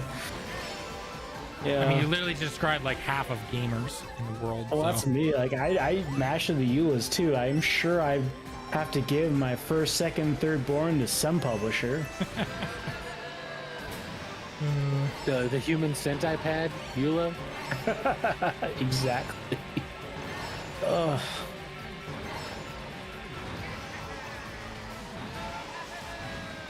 Anyway, I gotta renew Game Pass, unfortunately. You're gonna renew it. I'm shocked. Well, no, I buy it from CD Keys for $8, so. Damn, that's still But pretty I good thought though. Game Pass was amazing and saving Xbox and everything. It's, Who said that? Who said that? Dude. Other than Phil No. Spencer. The Bobby, don't even spoil for me. Lemon, I want you to go check out our latest video that we have out right now. Oh my And just dude. go read some of the comments. You are gonna have a hell of a time. What cracks me up is we never get like PlayStation fans in the videos where we're shitting on PlayStation. We never get PlayStation fans going like, "You're Xbox, you're spreading fake news, lies. This is all made up." And it's like, okay, look, I get it. If you're an Xbox fan, times is tough right now. Yeah, Let's be times are real. super tough. Like, I mean, especially if you're like- seeing like you're like Max is his name? No. Peter fucking Ovo is even bailed, man. Like, No, bottom- who's the guy that is an Xbox guy, but he's pretty like he's well spoken and everything. Bobby. Oh, there's a lot he's of an them. Xbox guy, but he's well spoken. Wow, that really kind of. Oh, That's a lot of shade you're throwing at Tallen. compared to the typical fanboy, like, and this is both on PlayStation and Nintendo. Like, anytime you get a crazy ass fanboy, like they can't speak to save their life. I'm trying But to get. no, Peter but Ogle was, like, the Matt, go-to guy. Matt, his name's Matt, I think. Oh, Maddie? Matty, Mr. Maddie plays? Yeah. So I mean, I'm sure Xbox players are just like when they see someone like Matty being like, "What the f is going on?" Yeah, it's hard times for them, right? Everyone's jumped ship, man. Yeah, There are a lot of people are jumping ship right now. and I don't 'cause- blame The them. I mean, moment I saw the Peter Ogle writing- like ditch, I'm like, Okay, oh you look- shit. Okay, so take the fanboy stuff out. Take PlayStation for example. Take it all out. For example, looking at it from just analytics and logic, right? It makes sense that Microsoft would want to keep. I'm talking the heads of Microsoft, right? They don't care about the fanboys or anything. They look at this and go, yeah, one of our games was top on PlayStation's boards in one country, or one continent, I should say. And another country, which is the biggest, the US, was like number 3 or 4. Why are we not putting more of our stuff on there? Like, that's money we are losing right there. Like, why aren't they doing that, essentially, right? That's what they're gonna think. And then second, we know Game Pass has stagnated because everyone who owns Game Pass already owns it. No matter what happens, it's not like streaming for Netflix or anything like that. You know, people are not going to jump into Game Pass who are not gamers or on that platform or anything, right? You really think my sister is just going to see Game Pass on her smart TV and be like, oh yeah, I should totally subscribe to that? No, she's not going to. That's not going to happen. And they have the Candy Crush. You don't know. But not only that, but Candy it's as Crush is simple going as, on their online store. It's going to go on that new web store that they're releasing. It's not going to go on to Game Pass. So a new web store. Sarah Bond said that they're working on some. It's going to be an app eventually, but it's going to start off as a store online, where it's basically a mobile app store essentially. Where? Oh, Google and Apple like fuck that shit. We're like Microsoft.com / yeah, it's like Microsoft.com / app stores. Oh my god. According to her, eventually it will come. I already block all of the subdomains of Microsoft. There's too many scams on that shit. Yeah, I know, right? Azure, man. Yeah. So anyway, so yeah, so it's like, so just like looking at that, and then on the topic of Game Pass, right? Like, we know it loses money because you're basing everything off of subscribers. I mean, Hi-Fi Rush, Bobby, I know you hated the game, but you know they touted it as like this big accomplishment and everything, and they're like 3 million people played it. But that's not 3 million. That's not 3 million copies sold. That's 3 million out of 20 million Game Pass subscribers that decided to play it. Like, that's all it was, and that's nothing, right. Unfortunate, right? So I know we shouldn't compare Netflix to, you know, games and stuff, but you know what the biggest contender in streaming services right now, just the biggest show that they fight over? Take a guess. What is the biggest show you think they fight over? Survivor? No. Friends? Yes. That is the de facto thing they fight over. Fucking Friends. I mean, that should tell you exactly where streaming is at this point. I mean, sorry, subscription services are at this point. Yeah. Like, Microsoft bought in at the golden era of streaming, and now they're left holding the bag, and it's going to shit. Well, and now that they own Activision, you know, they got to start paying that bill back, by the way. There's no way they're going to... I mean, I'm surprised. The rumors right now are that COD's going to Xbox Game Pass, because it's a bad situation either way. You either put it on Game Pass because that's what people expected, and you lose a ton of money. I am going to be the dissenter that I do not think it's going to be that big, just because COD as a whole, the money's made in Warzone now. Like, I genuinely do not believe the moneymaker has been for the last few years in their major games. It's been a Warzone. Hence why they've half-assed, I can't tell you how many years now of Call of Duty. Right. It's in Warzone, which is a free-to-play game. They're banking on DLC games. Okay, but Warzone's not going to be in Game Pass then, right? Well, yeah. Because it's a free-to-play game. You just download it. Free-to-play game. Right? It's just a free-to-play game. So... Yeah.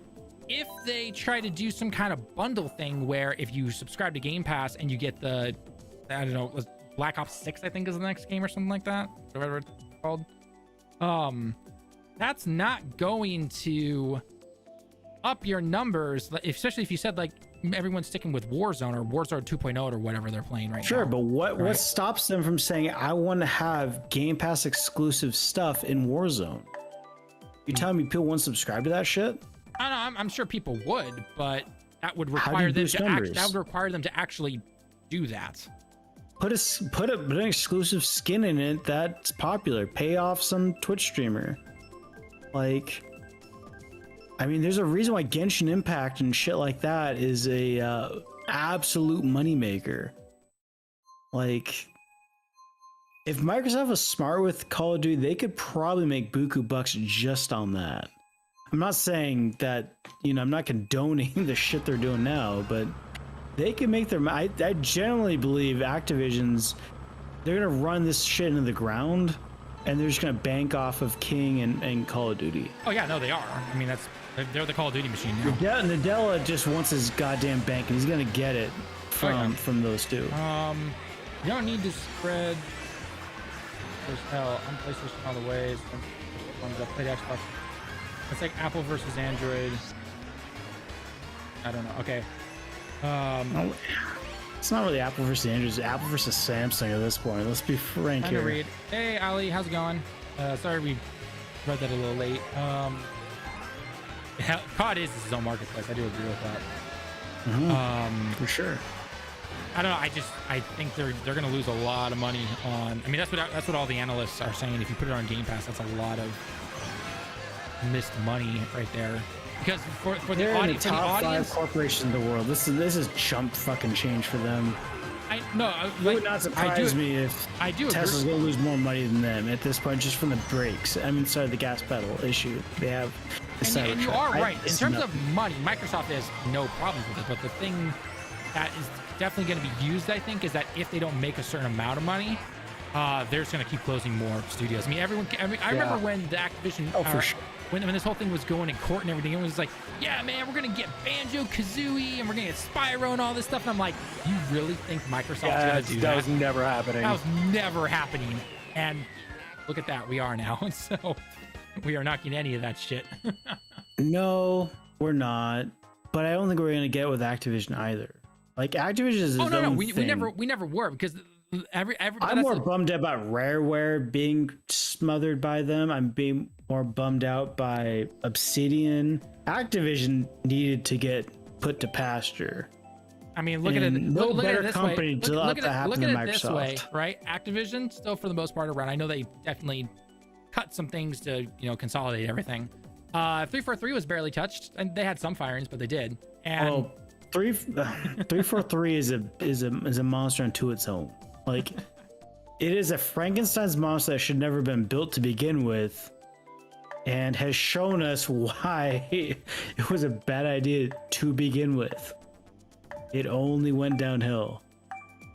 Only downhill.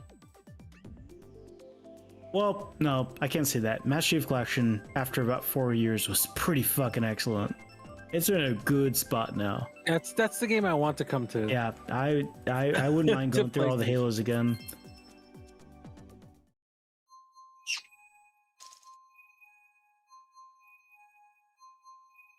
Why do we have to have 3 DPS? Okay. PlayStation prices got so bad in Canada, people were buying them in bulk for $1,000 and selling them in the parking lot for $2,000 or higher. Oh, was that back when the PlayStation 5 was initially released with all the scalpers and everything? I mean, that was happening here too. People were buying them for 500 and selling them for 1,000 here. Oh yeah, no, like even with the yen being super weak, like that was happening here in Japan, where people would go out and buy it for the equivalent of that price, but in the Japanese yen, and then doubling the price on online markets and everything. And I'm just like, nope, I'm good. Not happening. Yep, didn't need to do that. Yep. I guess a little spoiler. I'm working on the script right now, but we're gonna with the Sony financials that came out and everything, which included PlayStation, obviously. It was revealed that over half or just about half of PSN users or people on PlayStation are still on the previous gen. And I'm like, yeah, I believe it, especially when the top 5 games that are played on there constantly are on previous gen still. So I want to dive deep into that, because that's gonna be it's fun researching it, honestly. I'm gonna have fun making the video on it. It's kind of one of those like obvious answer type of videos, but it's just like it's interesting to just see everything. Like what could push the next system seller essentially to get people over to that side. And a lot of people are saying GTA 6. Yeah, because if I have Fortnite and I have GTA and I have Call of Duty on my last gen console, why the hell would I waste my money upgrading? No, exactly. Which sucks, because there's way better games than Fortnite and Call of Duty, but because as of right now, the only game I know of that's PlayStation exclusive in terms of like their first party stuff that's on PS5 is Spider-Man, Stellar Blade now. That's about it, I think. But that's like your opinion, man. No, it's not. It's like your opinion, man. Am I missing anything, Bobby, in terms of Sony first party stuff? Like, no, I mean, Sony has no first party right now. There's like no two ways about that. I mean, they're relying on third party, which is not the worst thing, but. Well, no, like I'm even talking back, like if you go back a couple years, like Horizon released on both PS4 and PS5. God of War Ragnarok, both PS4 and PS5. Amazing games. You're talking about what reason to upgrade. Yeah. Right. Yeah, Returnal is good. Oh yeah, Returnal. Would you buy PS5 or Returnal though? Casual If gamer. you like casual roguelikes, gamer yes. ain't buying that shit. No, it's Hades. not. No, I ain't buying that. It's on both consoles and Switch. I mean, I would say it's way different than Hades. It depends on your aesthetic. Right? Roguelike though, I'm just GTA 6 is all action games are the same too, Lemon. all action games is identical. DMC, Bayonetta, Starblade, same fucking game. You heard GTA 6 might cost 150 Canadian dollars for the base game, no bells and whistles. It depends. I mean, with what that CEO has said at Rockstar, it wouldn't surprise me if the game definitely costs. I mean, that's the thing though. I think GTA 6 could easily charge like $100 for the game, and people will go out and buy it. They could easily do it. They could easily do it, no questions asked. Stellar cheats. I mean, you're not wrong to a degree. That's about the extent of the game. Costumes only get pervier the longer you play it. I mean, heck, the main head developer of that game, his wife made the art for Eve. She made the like the model and everything. I mean, it's based off of a real live model, but there was like the face and everything and all that. Like, yeah, his wife made all that. You know what? Cool story, bro. Not gonna say anything. Not gonna say anything. Oh, I'm sure you're judging hardcore. I gotta keep it PG. When has that ever stopped you before? It never fucking stopped. Newer COD will never come to Game Pass because people that own two different consoles, such as PlayStation and Xbox, won't have to buy COD. They could just use their current Game Pass subscription to play COD. Well, again, like we said, a lot of basically. I could go and buy an Xbox One for like $100 on Facebook Marketplace right now and play everything on the Series S and X because they have it all on cloud gaming. It's all on cloud gaming. Yep. Yeah. So it's not the greatest way to play it, but they still have it. It's a lot cheaper. No, but if I'm playing something like Scorn and I don't care. Yeah. Oh, definitely. You know, and if I want to play Fortnite, and if I want to play Warzone, it's going to be on there anyway. Yep. So why should I buy? That's the other thing is like, people go like, oh well, people are going to buy Xboxes and they're going to get Game Pass. It's like, okay, so they're going to pay. They're not because there's no way. Because why are you going to spend $300 plus like $250 a year for Game Pass? Okay, so let's look at this like this, because there are people who play nothing but COD, right? You buy your COD once a year and you continue to play, you know, a combination of Warzone and whatever the multiplayer stuff is. Because I know by buying COD, so actually, Lemon, one thing we forgot to mention was that when people buy, the reason that a lot of people still buy COD is because it's certain stuff is bundled with the yearly purchase of COD to go into Warzone. So that's why, essentially. So anyway, getting back to what I was going to say though, was that if people only play COD, for example, right? Then it's just like, okay, so you're telling me that, you know, you're gonna pay over what, $150, $200 for Game Pass yearly? Is that what it is? I have no idea. I mean, Game Pass Core is 10, right? Which is the online only. But that's online PC only. Game Pass, PC Game Pass is 10. Right. But who's paying full price for Game Pass? Nobody. I don't know a single person. Nobody. I'm paying $3 a month for until I think 2025. Yeah. And when that ends, I'm gonna stop Game Pass. I can stop PlayStation Plus. But also just look at it from this perspective, right? So let's say you are that one guy who just because there's many of them, unfortunately, plays nothing but COD, right? So you have an option. You have an option, right? You have an option. You either buy the game, right? You pay your $70 to get it, and that's it, right? Yep. Or you're gonna pay a monthly cost, which in that first month will be cheaper. But if that's all you play, you pay daily or weekly or something like that. But tell me, what is the demographic you're talking about? Are these the people who are getting like 9-year loans for the F-350s? Like, No. I'm just talking about Call of Duty. Because those people just see $15 a month. Fuck yeah, I'll do that. But then they not understanding how expensive it is in the long run. Right. There's a reason why subscription services make bank. It's because people see the upfront cost of, oh, I can do $15 a month. And then they're gonna cancel a few months later because no, they're like, they're not going to, because there's literally services that are designed to go out and cancel your subscriptions. They're that fucking lazy. Like subscription services are a cancer. They are a genuine cancer on the consumer. I would say American consumer. I would imagine it's probably spreading out to Europe and Asia. It's everywhere, yeah.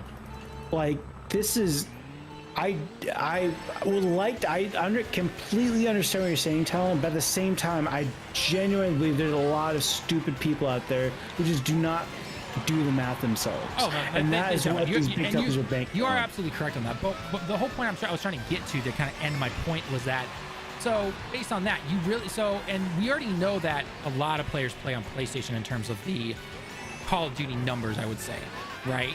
Because it used to be Xbox. That's what they were known for. Then they moved over to PlayStation because just, again, console numbers, yada yada. We already know this. This is 10 years in is history type of thing. You really think a PlayStation player is going to go buy a $300 Xbox and then sign up for Game Pass to then only play Call of Duty? Is it the same people who buy the Gotcha, Madden, and FIFA stuff too, or is it no? else? I'm just talking. Who's the demographic we're talking about here? Because I think you're catering to someone like you or I, who are in on this stuff, who understands it, who researches it, who understands it. But that's the thing. I'm not even talking about the people. There's a reason why EA literally subsists itself off of Madden and FIFA, and there's stupid like pro team things that they do with the Gotcha. I'm not talking. But okay, so based on what I've seen in terms of the numbers, and this isn't even trying to research it, there are people who do nothing but play Call of Duty. They're not playing Madden. They're not playing EA sports games or anything like that. Which Call of Duty though? We're talking the Warfare one. I'm assuming the last 3 years. So it's a combination of Warfare 2.0 when it changed over, and then Modern Warfare 1, 2, and 3. Okay. All of that stuff. I'm not talking about FIFA. I'm not talking about Madden. None of that stuff. I'm not talking about that stuff.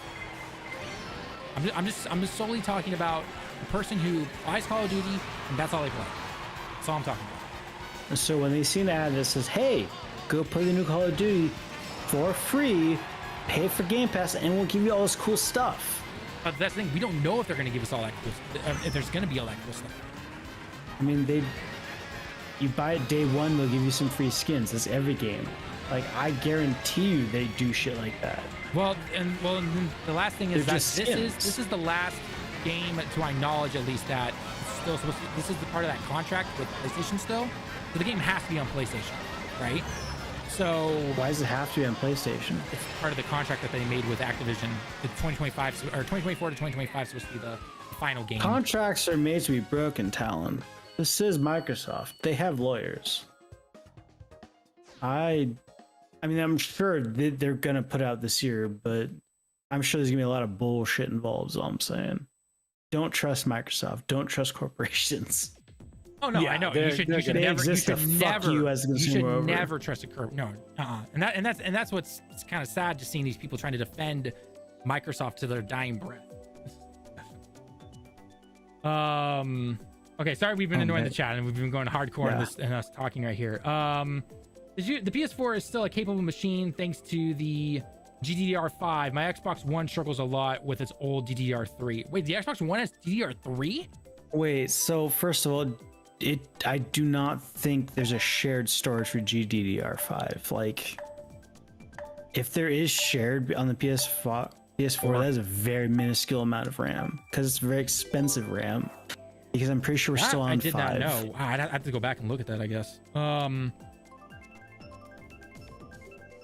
And the new COD will sell a lot between the PS4 and the future Super Nintendo Switch. COD will sell. Well, I mean, COD always sells. It always does. Is it still selling? Yes. Well, I mean, the question. There's a reason it's at the top of the boards every month. How could it not? This game that comes from is the top of the. Right. This game we're playing right now is the top of the charts, man. Mario Kart? I thought Mario Kart was. I mean, for Nintendo, yes, but not overall. It is perpetually in the top 10. Yeah, top 10, Perpetually. but COD and all its microtransactions and stuff is always top 1. I think this is above it. I mean, let's be honest, Mario Kart is 10 times better than Call of Duty. I mean, that's like, no comment, of course. That goes without saying. Yeah, like it's Mario Kart. Fucking Mario Kart, man. I mean, there's a reason we haven't gotten 9. Yeah, it keeps selling. That's why. Selling. Like, why would anyone buy COD for $70 on PlayStation when you could use your active Game Pass sub on Xbox? If you play the newer COD, they will lose money. Well, that's the thing. Why? So what's going to incentivize a PlayStation player to jump over to Xbox? Yeah, just for Call of Duty. Just for Call of Duty. Because that would require them to buy a brand new console. And Game Pass. And Game Pass, yeah.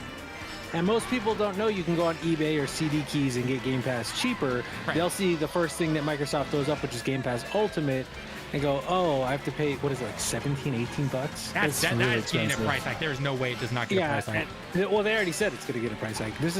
But I completely forgot about this. But I saw, what's his name, Jez Corden on Twitter saying something about COD on Game Pass. Someone said, yeah, it's funny how they're talking about a price hike already when they said there will not be a price hike because of Call of Duty. And he was like, when did they ever say that? And the guy literally just posted an article that says Microsoft says there will be no price hikes to Game Pass after Activision deal. And I was like, oh my God, I forgot about that. I forgot about that too. It must have been during the FTC trial. It was. Stuff, and they just straight up lied about it. Because just like Lemon said, they're a giant corporation. They give no fucks. They got what they wanted. And they're going to do what they want and pay a fine. Yep, pretty much. Like, it's not a fine, it's a cost of business.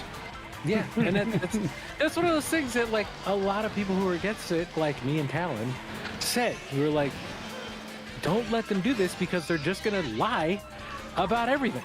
Yeah. And they're gonna start trying to, like, they were like, we're not going to do any exclusive content. And Lemon, you're right. They're going to be like, hey, yes, they did, Raichi. They increased the price of Game Pass before the purchase of Activision Blizzard, and now they're saying they're going to do it again.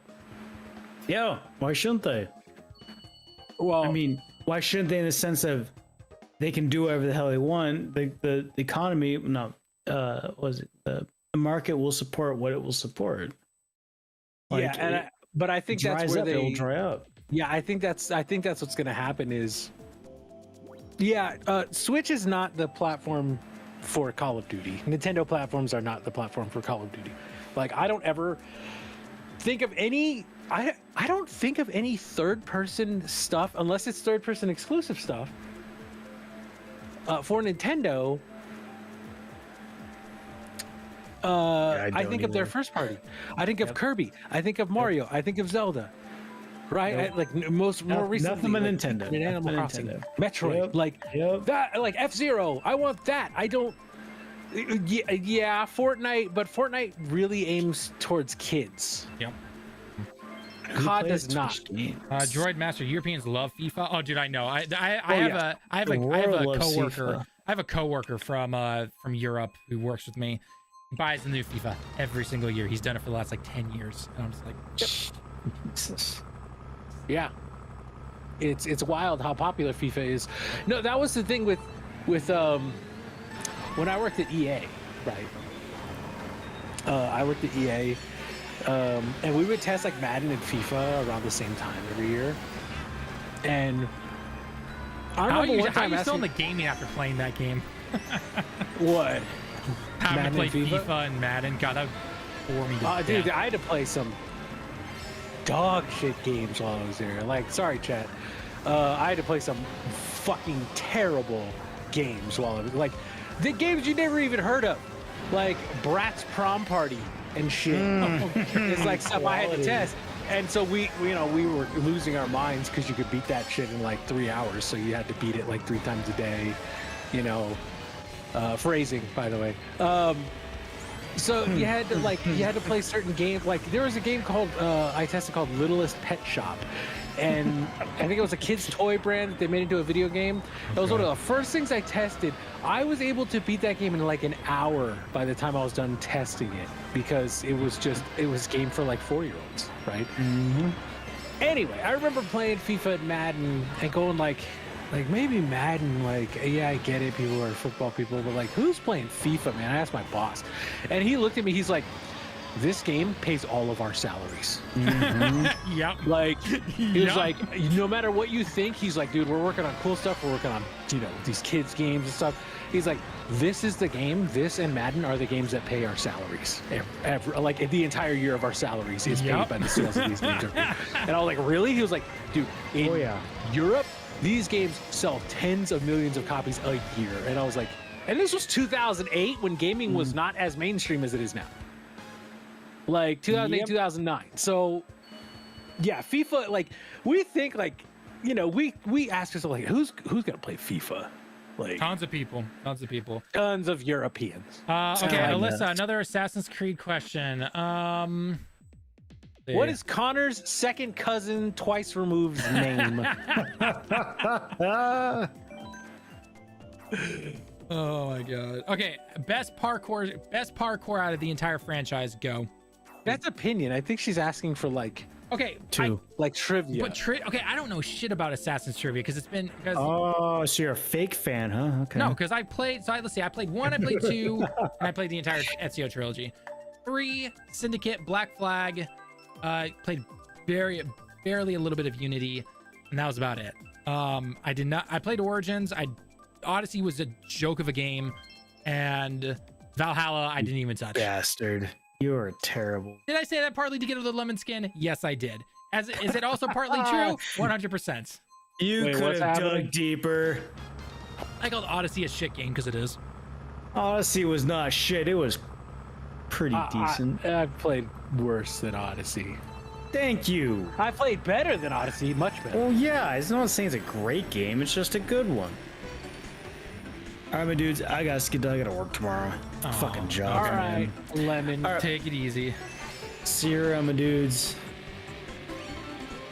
Unity looks awesome, but the textures and the popping crowd. I mean, yeah, Unity definitely had a lot of stuff I had to fix. All right. Games like Guitar Hero are hard to find the right player base for. Yeah, what was it? Phil Spencer thinking that, you know, oh yeah, I want to get another Guitar Hero game. I'm just sitting there going, really? You really think you can put Guitar Hero on Game Pass with all that music license fees and having to sell the controllers and everything? You really think not happening. That's not happening at all. Yeah, no one who buys Game Pass is going to see Guitar Hero and go like, oh, let me go buy some Xbox branded controllers. No. Not a chance, man. Not a chance. Like, you, and look, here's the thing: is like Game Pass is really, it's a great idea. It is, but you cannot make it happen. It's great for the consumer. But the whole point that I'm trying to get to, because I've seen this in our comments on videos and everything, where people think we're trying to defend companies and everything. I ain't trying to defend shit for those companies. What I'm trying to show people is that, look, if this doesn't do well because it's on Game Pass, guess what? You're gonna start seeing more studio closures, just like we saw at Tango Gameworks, right? You're starting more studio closures, and you're gonna see less variety in games, and you're gonna see nothing but Call of Duty and insert live service or insert moneymaker here. That's all you're gonna see. Your Spyro, your Guitar Hero, all that stuff, you're never gonna see that. That's just the reality of it. That's the reason we're so against half this stuff, because it's like, look, yeah, in a perfect world, I would love Game Pass. I would absolutely love it to death. But guess what? We are not in a perfect world, and that's the reason. So yeah. The whole thing too. I think I was watching, because we've talked about this recently, Tallen. I do watch Defining Duke and Sacred Symbols, right? Just those podcasts and everything. Yeah, I watch them too. Those are great. And like, I was watching Defining Duke, and they were talking about how, you know, a big part of this is like market reality right now, right? They saw the expansion they were getting with COVID.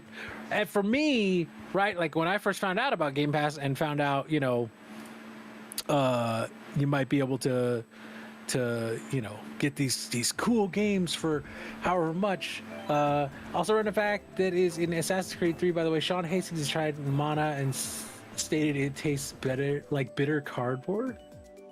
Tried mana, like magic juice. I don't know what that is. I don't know what. So they were talking about how, like, you know, Xbox saw the growth and they were probably like, "Oh shit, look how much we're growing!"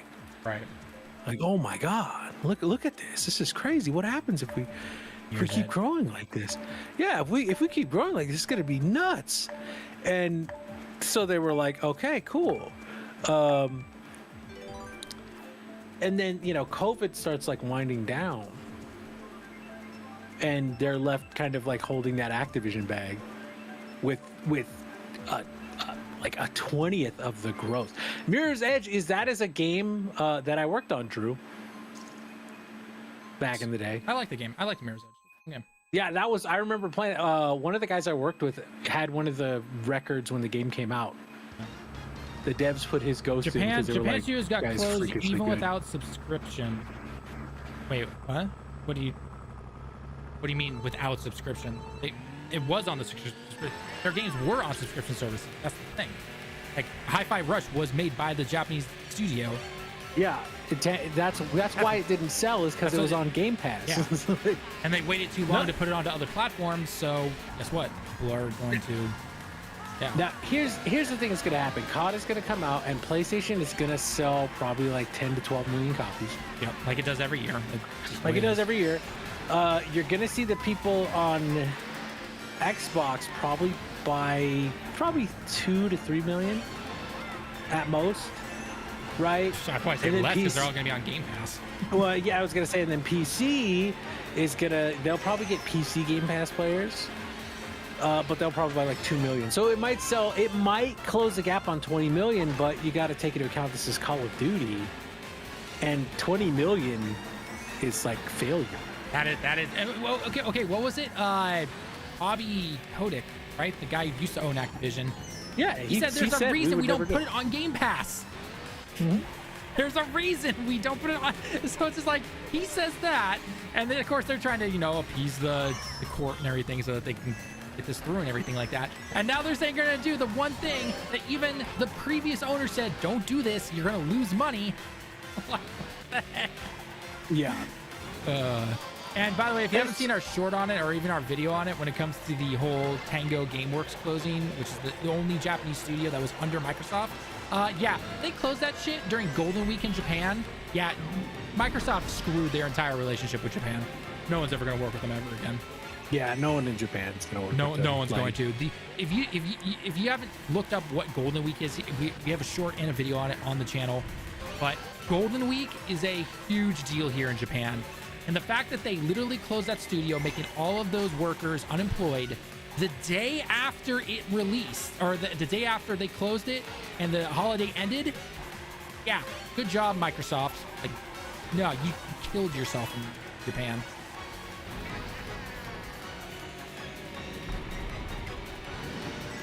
Oh, I got squished. I thought I could get away from it.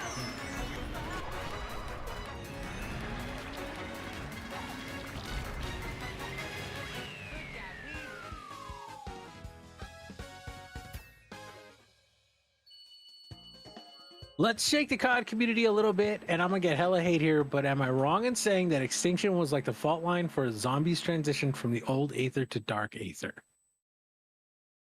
I don't pay attention to zombies. Yeah. I know there's like a really deep story to it, but right. I never paid attention to it. The last time I played zombies was back in, I think it was Call of Duty World of War. That was the last one I played. It shows my age. I played that at college a lot with my friends back in the day. Black Ops 2 Zombies, yeah. I heard that was a good game. A bunch of them. I played a bunch of them. I just never paid attention to the story. Oh, I didn't pay any attention to the story. Like, I just hopped on, played with buddies. Like, we would play and laugh and goof around, and then that was it. Nazi zombies, yeah. I mean, that's what it was. I get that's what it was, yeah. I mean, that was back when I was a freshman in college, right? I didn't have money, right? I had a PS3 that I brought with me. My friend brought my roommate brought the TV with him, and I played whatever we just had, So, you know what? You play what you play. And then every now and then we went over to our friend's other room that was across the hallway in our dorm room, and we played Call of Duty Modern Warfare 2 on his Xbox 360. That's all we played together. And then I played my single player games, but in terms of like hanging out with friends and everything, you just played whatever you had. Yeah, I've heard that the story is really deep. Like, I've just never paid attention to it. It's kind of like Destiny. I play lots of Destiny, and I have no fucking idea what's going on in this. I just don't care. Oh, there's also some problems with some of that story. I just want the loot. Like, I want the cool looking armor and the guns that are fun to use. Like, I don't care. Like, I know there's a Wish Dragon, you know, Riven the Wish Dragon. Apparently this season there was a second Wish Dragon or something like that. Gun Go, yes. Wow, yes. Gun Go Bird. Gun That Go is Burr. me. I mean, that's basically what it is. That is, yeah, that's me. Speaking of which, here's how you know I really enjoyed Marvel Rivals, is because there were so many times I thought I should get on and maybe do one run of what's it called, that thing, Onslaught, to get the guns for Destiny right now. Oh yeah, the shiny That are weapons going and all away, and I was like, nah. that. Nah. So I'll just play Rivals. It's like, it's way more fun. Well, I mean, like I've said many times, after like 2 months of the final shape coming out for Destiny, a lot of people are dropping off that game. Yeah, as soon as that story finishes, a lot of people are going. And like, I kind of want to see what they do. Like, if they do it, like, I remember that. See, here's the thing with Destiny that really sucks about the story, is that like the campaign, like I'm okay to play campaign story and pay attention to that, but like the seasonal stories, like I don't care, because I tried to care about them, but it's just, you know, there wasn't a way for me to do it, because some of them just got so ridiculous and nonsensical. So eventually I just stopped even trying. Which is why I make now Gun Go Burn. It's hard to actually follow zombies because of how in depth it really is, but I personally think that they didn't fire the original 2 they had, making things still have round based. Yeah, I agree with that. Because isn't it now? It just keeps going forever now, right? You just kind of just start and go. I think so, yeah. Again, it's been forever.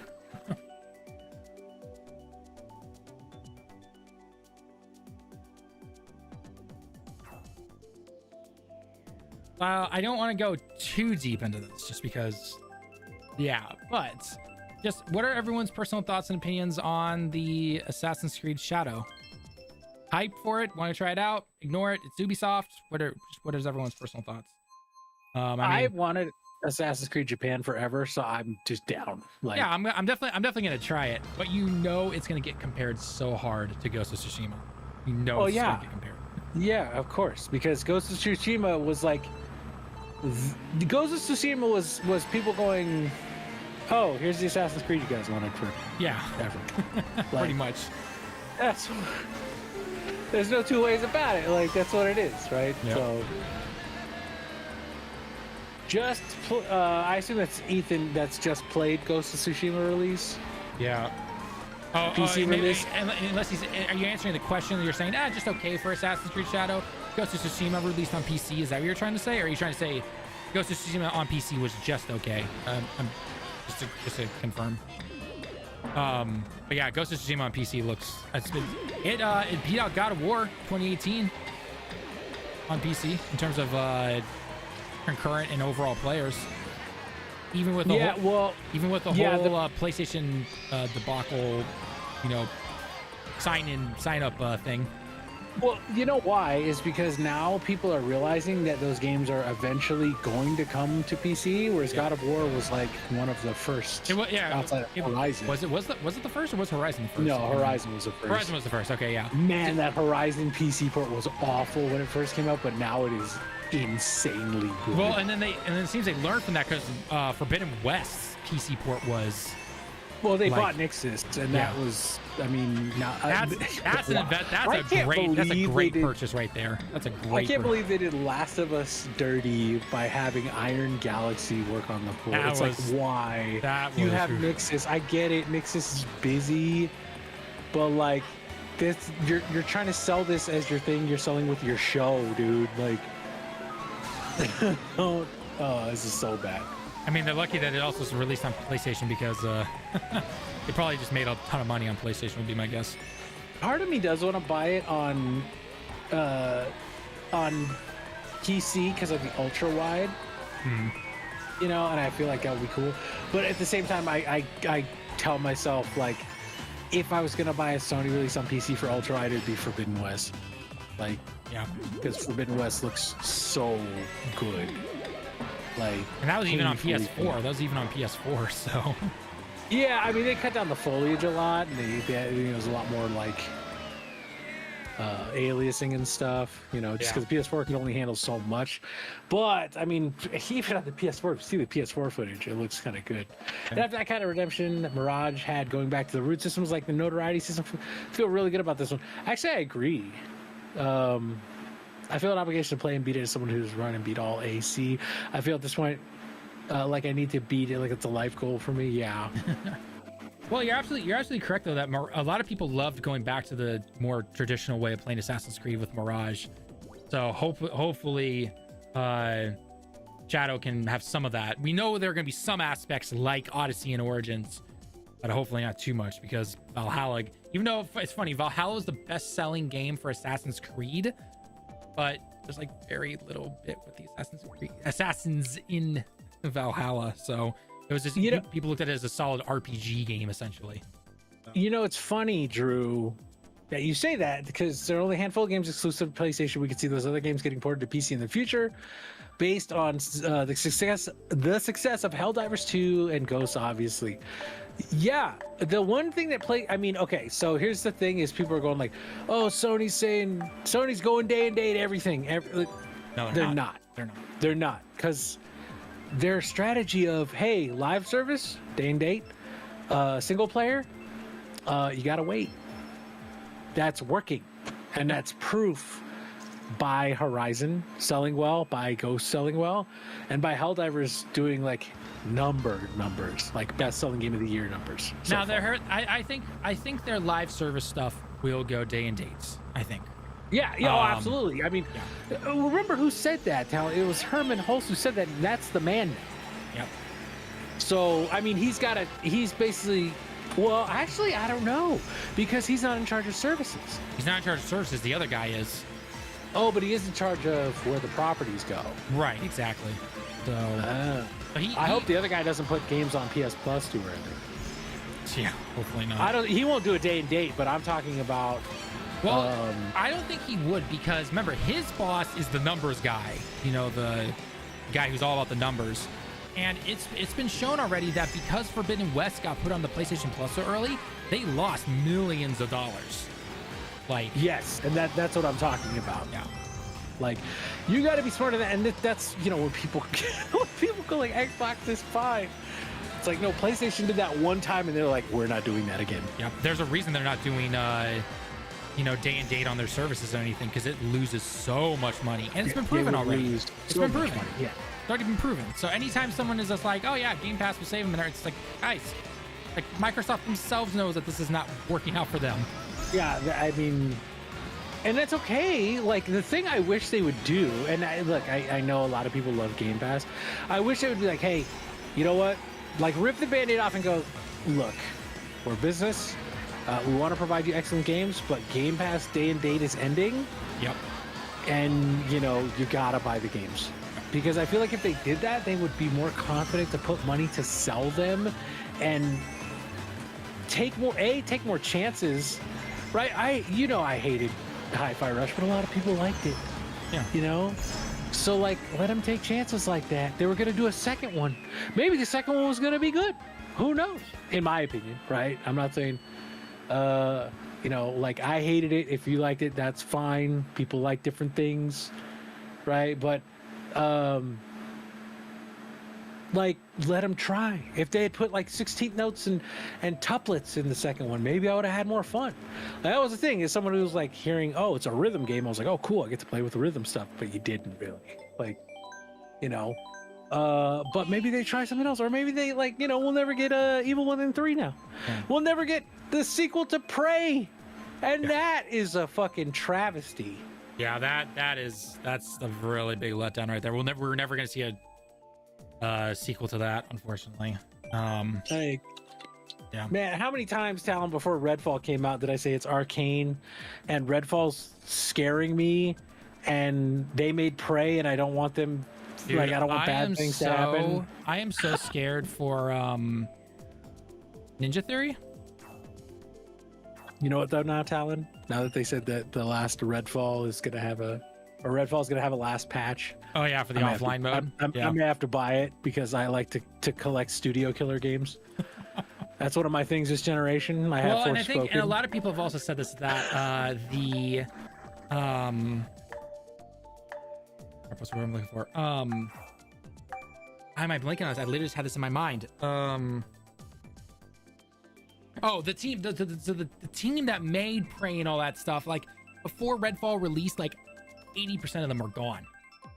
So it's still unfortunate that the whole studio closed, because there are rumors about a lot of them wanting to go back to their roots and everything. But a lot of the people that made Prey and those other games, they've been gone for a while, unfortunately. So,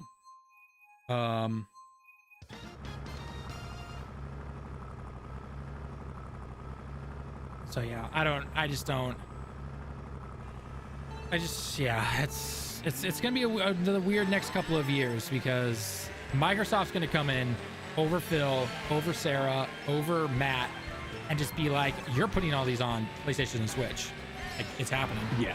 And I don't care what I don't care what your fan base thinks. This is happening. Phil's gonna have to somehow spin that. Phil being at the Summer Game Fest this next month. Oh boy, that's gonna be.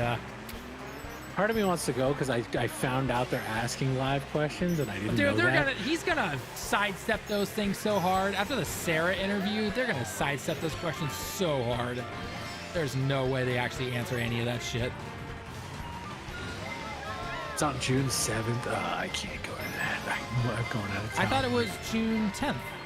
Isn't that Sunday? Isn't Sunday the Xbox showcase or something like that? That might be the Xbox one. The Xbox one's usually before. Right? I'd have to look at it again. I don't remember. It says Summer Game Fest 2024, June 7th, 2024. It includes Xbox and PlayStation, publishers such as Epic, Electronic Arts, Bandai Namco, Capcom. So here's the thing about Microsoft that's been my... He's going to bar log those questions so hard. He is. There's the thing about, like, Microsoft that I just want, right? Like, I remember when Halo was awesome, and I just want them to, like, make good stuff. Like, I remember Fable and Halo, and, like, Gears, I always thought it was fun, but it was not the best. I don't remember who said it, but essentially right now, like currently right now, it has boiled a lot down to them, Microsoft, trying to run Xbox like all their other divisions in the company, when you can't really do that with a game, with games. No, you can do that with any sort of utility software. You cannot do that with a creative endeavor. Exactly. Yeah, that's what it was. Yeah, the whole creative endeavor. And it's just like, yeah, they're absolutely correct. Yeah, you can't do that. Like, I'm a person, like, I teach music, I compose music, you know, and I have to work on deadlines for stuff, right? But it's like, they impose a deadline. They go, hey, we need this here. They don't go, oh, by the way, you have to use like this super cheap guitar. Oh, and by the way, like, we're taking away your foot pedal and you're like, you know what I mean? They don't come in and slash as much as humanly possible and expect me to be able to do it, you know? Right. And that's the problem. Like that, and that's what we're seeing. That's why these studios are cut, and that's why, you know, you mentioned Ninja Theory. Like, Hellblade is out in 2 days. It's out in 2 days? Dude, I have not seen anything for that game.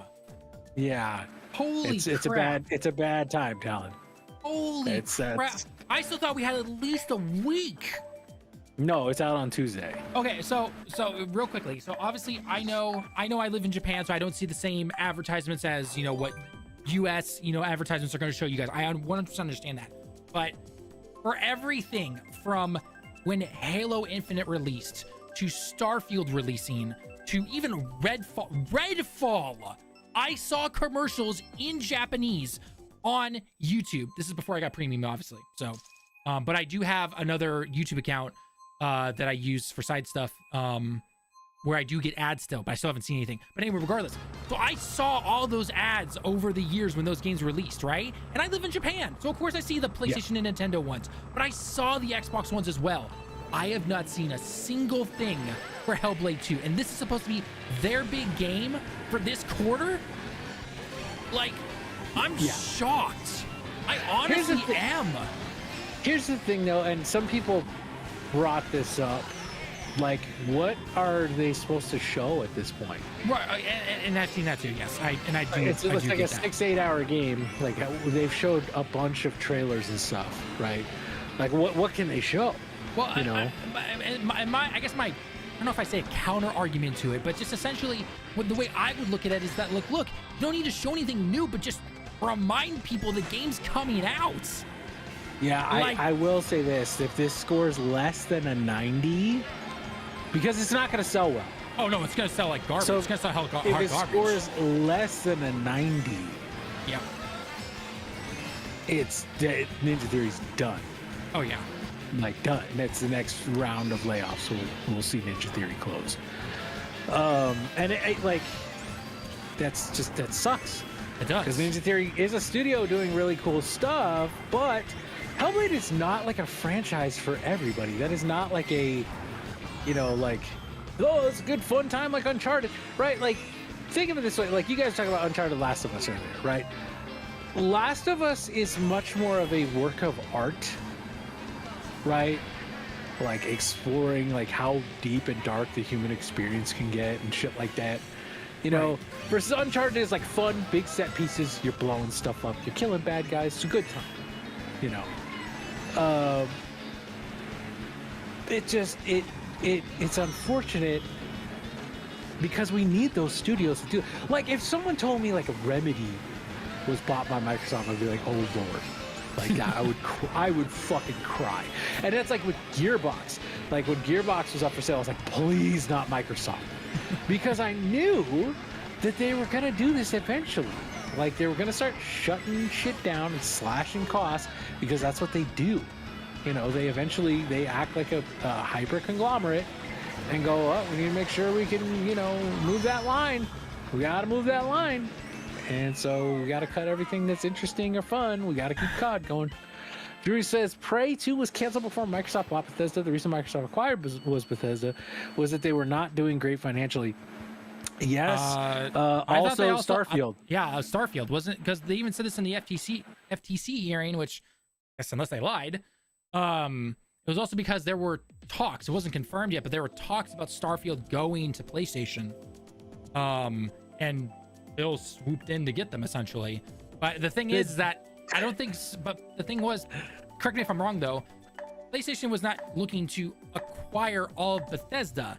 They were simply looking for Starfield to be an exclusive. And that was it. to be a 1 year exclusive. To be a 1 year exclusive.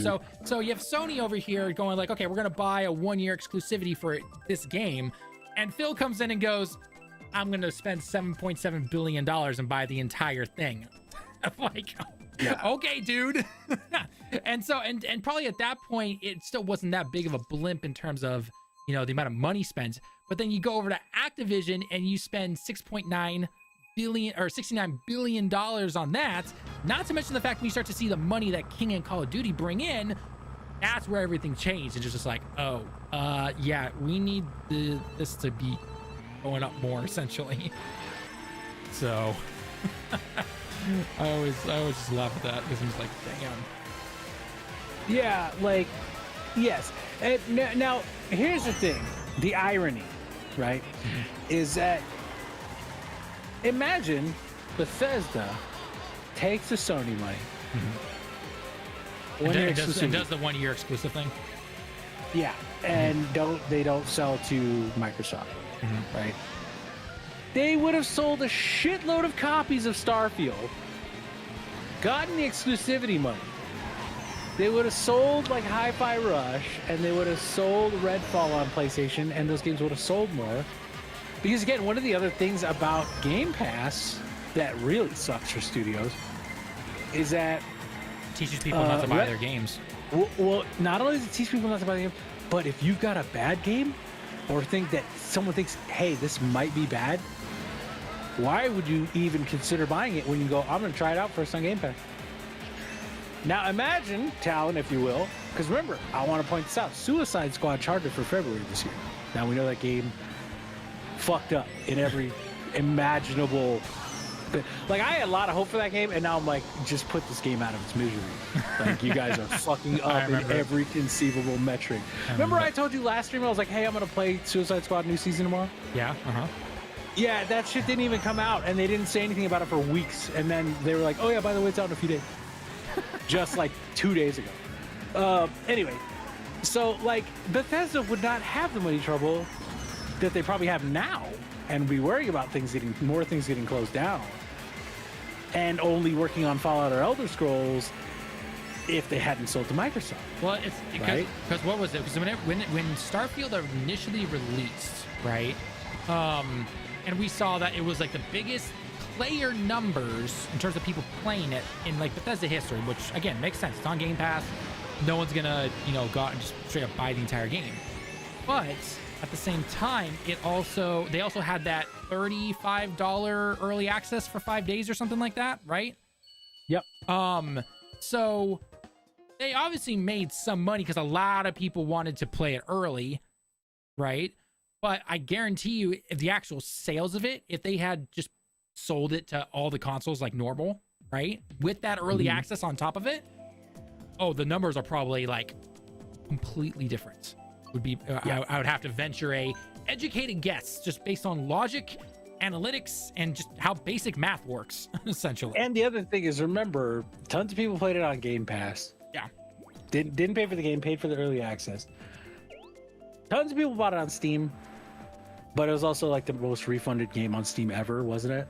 I think I saw that, yeah, because like the most concurrent players for Starfield was 202,000, I think, or something like that. Like that, yeah. And then there are a bunch of people that just refunded the game because of Steam's 2-hour policy. I mean, I refunded Dragon's Dogma 2 just because that was more due to performance and everything on my particular system. But yeah, Alyssa says, "Oh my God, Remedy! Have you guys heard anything about them recently? I've seen them resurfacing lately. It's about Max Payne 1 and 2 remake. Yes, So supposedly, what Remedy is working on right now is Control 2, which if you haven't played Control kicks ass. Control's fun. Control's fun. Control's awesome. Okay, so my thing about Remedy, and this is why I hope they stay independent and they just do the weird shit that they do, is like I watched a skill up video a long time ago. It was on Warframe, and it was on like the one, I forget what the story was, but it's one of the story quests where everybody talks about it all the time. And he said, he said it's a master stroke, right? Mm-hmm. Like he's like, this part, there's a part of the story, blah blah, and it's a master stroke. It is absolute like perfection, the highest pinnacle points that they can get to really push this thing into another level of being just art for art's sake or whatever, right? And I think that like with Control, they really figured that out. That's not to say that like Max Payne didn't have great moments, and Alan Wake 1 even had some great moments, but I think Control, when you get to the ashtray maze, that literally pushes that game into like a different atmosphere. Like that makes that a different level of game. And it's the same thing with Alan Wake 2 with the tune. The one they did at the Game Awards. Yeah, that's a whole like at the Game Awards. Yeah, I remember that. Yeah, if you haven't played that game, Talon, that's a whole level. Just add it to the list of all the games I need to keep playing. Well, that's a whole level in that game, and so that's a reason that song is so long, is because in that you're going through this level in 15 minutes, and that song is playing through the whole thing and narrating stuff as you're going through, and it's part of the experience. And it's just like the Ashtray Maze, where it's just this event that happens in the game, right? And Sam Lake, apparently they told him, like, Sam, this is so much work, it's not going to work, we don't know. And he was like, no, this is going in the game. And good, because we need that shit. Like, we need that kind of shit. And Remedy is one of the very few studios who's willing to just like put it out there like that and do something It's fucking it's weird. just really unfortunate that it's the game's still in the red. And I know that's mostly tied up due to the whole Epic exclusivity and not having a physical version of the game. I know that, but still, it sucks to see that right there. But they're still in the red for that game. Yeah. I think the reason Microsoft, Sony, EA, etc. close gaming studios is because there's so many people working in each studio and it's not bringing in enough revenue to keep. I mean, a lot of it comes down to everyone buying so many things and starting new things during the pandemic because money was so cheap to have with like 0% interest essentially. And then the pandemic ended because for some reason they didn't think that things were going to go back to normal. They all thought it was going to stay that way. That's one of the main reasons right there that all these closures are happening. Obviously, part of it is also due to not as much revenue coming in, which again comes down to the whole, pandemic thing and all that kind of stuff. But that's just reason on top of reason as to why there's so many closures and everything. So, yeah, I mean, again, it all comes down to profits in the end. So.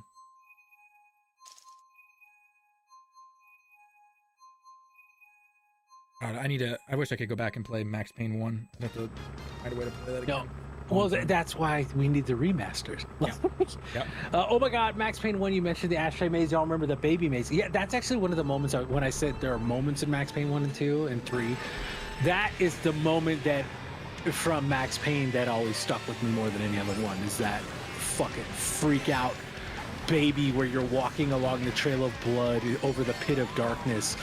And it's like, ugh. Like, ugh. Yeah, and Drew, one of the things, here's the thing about this, is like Microsoft spent this money on, they spent $80 billion, right? Let's cut the bullshit of, 77 or 78.5, whatever. It's like they spent $80 billion basically, or let's be generous, say $75 billion on studios. In order to consolidate the market under them so that they own the IP and the power behind that IP. Typical business stuff, yeah. I mean, yeah. Typical hyper conglomerate stuff, yep. Which is why I will never like Microsoft. Like, do I want Xbox to fail? No, I want them to make good shit. They have all the money in the world. Make good shit. Am I gonna like Microsoft? No. Do I want Xbox to fail? No. It's as simple as that. Like, I want good games from whoever's gonna make them. Right now, Xbox is like, does anyone have a Nintendo, like an actual NES? And do you all remember the publisher LJN? And how they made absolute piece of shit games over and over, and every single one of them fucking sucked. Like, I feel like that's the thing, is like, how do they keep making games that are so bad? Like, how do those higher ups still have jobs, is my question.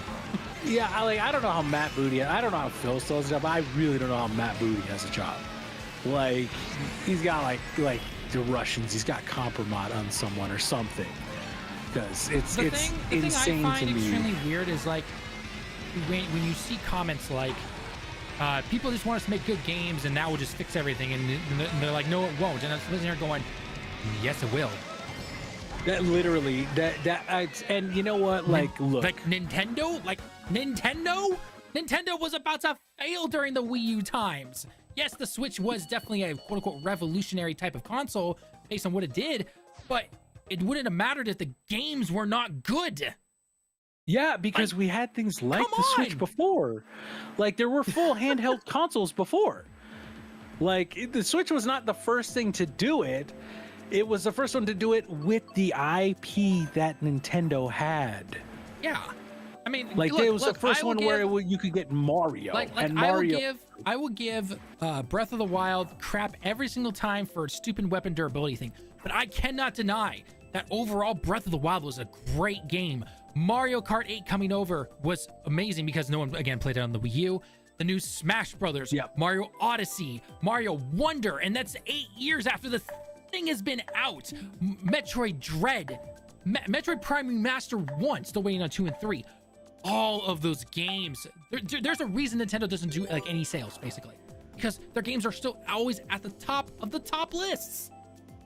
Like, and what are they? They are good games.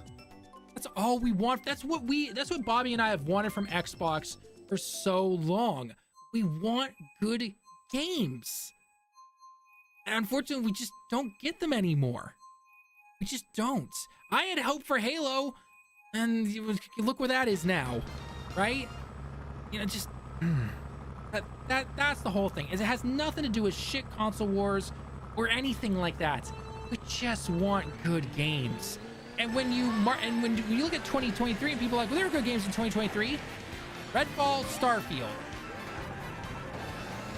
Yeah, Redfall is, well, Redfall, we already know that. And Starfield was like a game that would have done well like 10 years ago. But Bethesda, for some reason, refuses to, get with the times. So, that's all we want. And unfortunately now, they're not going to be that. They're going to become the Call of Duty and Candy Crush company. That's all they're going to become. They made a movie with Mark Wahlberg, and I loved it. It's another great franchise movie adaptation. I've never seen a Max Payne movie. I barely remember them putting that out. I should probably check that out. Max Payne is a great franchise. I hope they get back to that at some point, but they might be done with that. I don't know. I just like how the Wii and the GameCube games were made to fit in the Wii mini disc. Bro, yes, absolutely. See, if we never got Duke Nukem Forever, I think they'd still be a great franchise to this day. Duke Nukem Forever is the most glorious piece of crap I've ever played. Like, it's so smug in how it thinks it has a chance to be good, and it's just so fucking bad. Like, it's just terrible. Everything about it is just awful. It doesn't control well. The story's fucking stupid. Even like Duke Nukem stories are supposed to be stupid, but God, like it's painfully stupid. And yeah, Duke Nukem was a fun like parody franchise, and then it kind of died, and they kept trying to make. They kept trying to make. They kept trying to make Duke Nukem Forever, and it got stuck in development hell. And they should have just let it die. Just like, okay, we had a good run. Let's just like move on to something else, right? I still remember when that game released.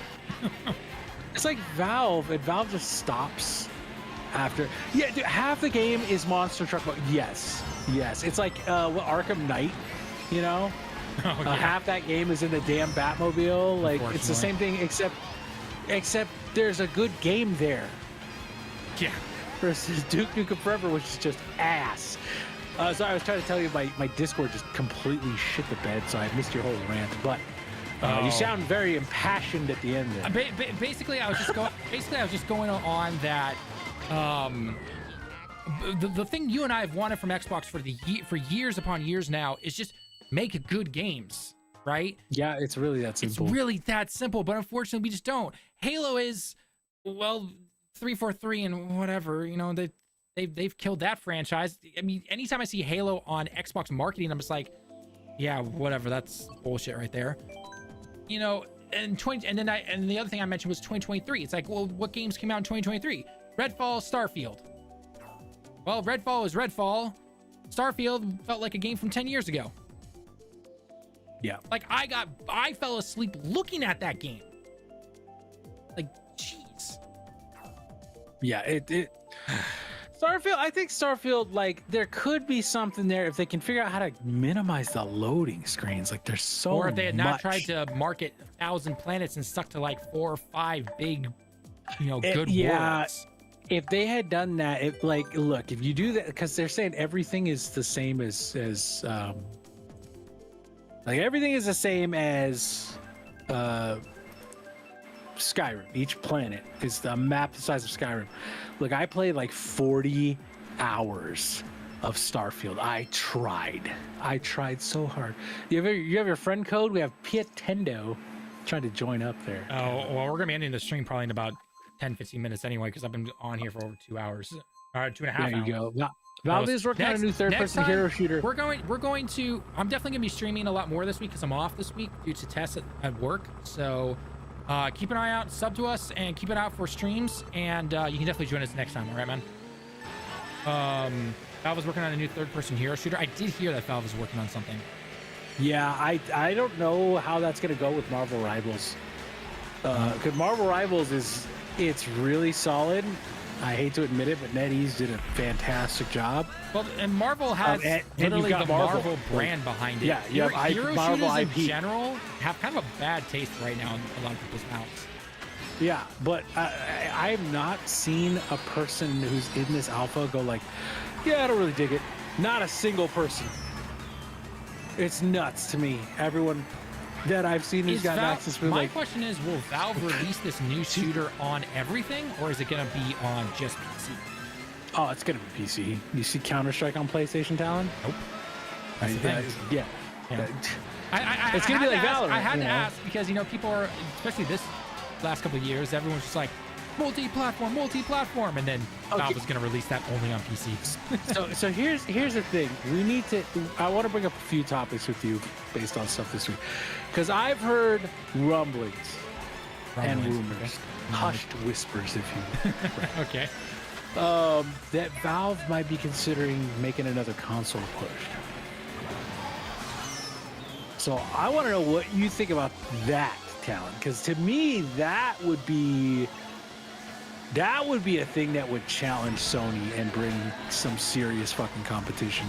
Because if you tell me, hey, we're giving you a Steam Deck, except it's going to have like the power of a PS5 or PS5 Pro, and you hook it up to your TV and all your Steam games are on there and they work with the controller natively and it's in big picture mode and you don't have to think about it, I go, I might have to buy that fucking thing. Like, It's like, so if they can do everything correct, so obviously a good console right from the get-go. The thing you have to tell me, because you actually have a Steam Deck, how easy is it to set up your Steam Deck? Not because it uses Linux, right? As the base. How easy is it for the setup? Not talking you and me. How easy would it be for the most casual person to plug in and play? How easy is a Steam Deck to do? Right now? I will tell you this. I have a buddy who literally calls me, or my other buddy who taught me about computer stuff, every time he has a computer problem. He bought a Steam Deck OLED recently. He didn't call either one of us about it. He just set that motherfucker up, linked it to his Steam. That's all you gotta do. You just basically, you turn it on, and it goes, hey, what language are you in? Cool. And then it goes, all right, hey, let's log into your Steam account. You log into your Steam account, and then your shit pops up, and then you download what you want. You download, yeah. Okay. So getting back to your question, then, if Valve/Steam make another push for consoles, I'm just gonna picture this box right here for everyone who's looking at the stream right now or looking in video format later on. This is the console. Let's say it's the same power as the PlayStation 6, because obviously it's not going to happen during this particular moment right now. So let's just say whatever the PlayStation 6 specs are going to be, that is going to be around that power, maybe a little bit stronger, maybe a little bit weaker, but guaranteed around that power, right? If it works by just plug and play, you log into your Steam, you have access to all of your Steam stuff on said console, right? Easy to download and all that stuff. But obviously maybe it still has the customization that the Steam Deck has, because I know people have been trying to put emulators and even Windows on Steam Decks and everything. So as long as you can do that, make those people happy and everything. And you can still get all the games on there, coming out, obviously. I think they could. I think it could do very, very, very well. What was the big thing that kind of killed their first attempt at it, though? I don't remember. It was they didn't have. They had SteamOS, but it was much more primitive, and they didn't have big picture mode, which makes it look like a console interface. Right. Mm-hmm. I remember. Right. That. Mm-hmm. So, here's the thing about Steam Deck. The Steam Deck is fucking cool because if you turn it on and you set it up, it's like a console. You link your Steam account to it, and then it's like an Xbox, right? There's big pictures of the games. You can go to your games list, and it'll show you little pictures of every game you own. Then you click on it and you go download, like install, right? Right. Mm-hmm. Steam Deck's battery life is terrible. Yeah, but you don't take a Steam Deck for a battery life. That's not what you. I mean. It's a handheld. Every handheld has terrible battery life. Every handheld has shit battery life. Switch has terrible battery life. Mobile phones these days have terrible battery life. Here's the Kingdom handheld. That should last like an hour and 45 minutes. And that's on the OLED, which does have better battery life. But a Steam Deck is rad because you can do all that, and then you could put it into desktop mode, and then it's just a Linux PC. Obviously, it's not super powerful, but if, let's say you were back, right now you're going to college, right? And you got a choice to make. You're trying to tell your parents, hey, I need a PC. Hey, I could get this gaming, or I could get this nice laptop, $500. It's not going to really do that much gaming, but it'll work. Or I could buy a Steam Deck for about $500, and I can play a decent amount of games, and it'll work as a full computer hooked up to a monitor. Like, that's a no-brainer to me. If I was in college today, I would just probably buy a Steam Deck. Because then you've got everything in one device, Plus, I think it's also a great way to play more of your older games on the go, essentially, right? Yeah. Are you going to be able to play the latest, greatest, big, crazy, games at 120 FPS? No, absolutely not. That's not the point of it, though. That's not the point. Yeah, and I mean, if you look at the ROG Ally, has, I think, worse battery life, if I'm not mistaken. ROG Ally, I heard, has terrible battery life. Yeah, because it's got such the ROG Ally screen is really nice. Like, it's a it's a 1080p, like, super crisp LCD screen. Yeah. But, man, it's no battery life. Terrible. Like, it's terrible. Absolutely terrible. So, like, with a Steam Deck, what you do, usually it's like, hey, I'm going to bring the charger with me if I'm playing something AAA or a, secondary battery or something. You bring that because I've got 2 hours if I'm trying to play Ghost of Tsushima, because you can play that on the Steam Deck. If I'm trying to play Ghost of Tsushima, then, I'm going to bring a battery. And I want to make sure that that battery lasts for another 2 hours or something, right? For me, most of the time, if I bring my Steam Deck, I go to Disneyland a couple times. Well, I go about once a month when it's in between January and May, and then between August and November, right? The other 3 months are basically cut off for holidays and summer because I get a low cost Southern California resident pass. But when we go to the hotel and stay the night, I bring my Steam Deck because I go, hey, I'm going to bring this. I can play in the hotel. I'm still plugged in, right? For me personally, and I'm pretty careful with my stuff, but I'm not pulling out my Steam Deck in the middle of Disneyland. No. You know what I mean? And playing it on a bench.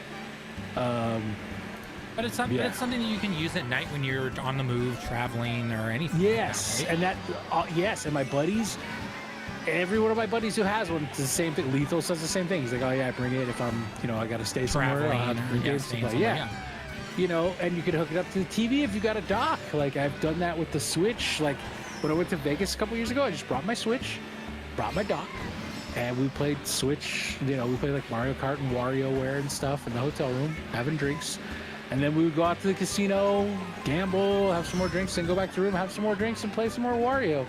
And it's cool. That's what a portable console is for the most part.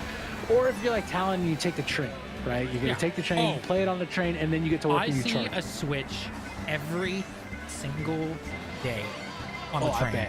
Every single day. You live in the land of the Switch, Tallen. Yeah. And it's everything. It's Switch OLED. It's normal Switch. It's the Switch Lite. Usually the kids have the Switch Lite. But there's a reason that thing still sells every single week. That thing's 8 years old. You'd think everyone at this point would have one. No, it keeps selling. Yeah. Yes, Alyssa, what is Connor's name? That's not Connor. Oh God, I can't even pronounce it. It's Native American. Yeah. I think I remember it. But I don't want to say it before she puts something. Yeah. I think I remember it.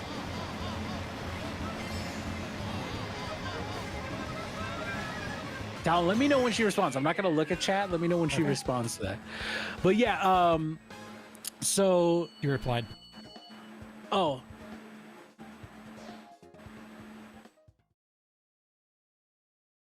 Latin gon.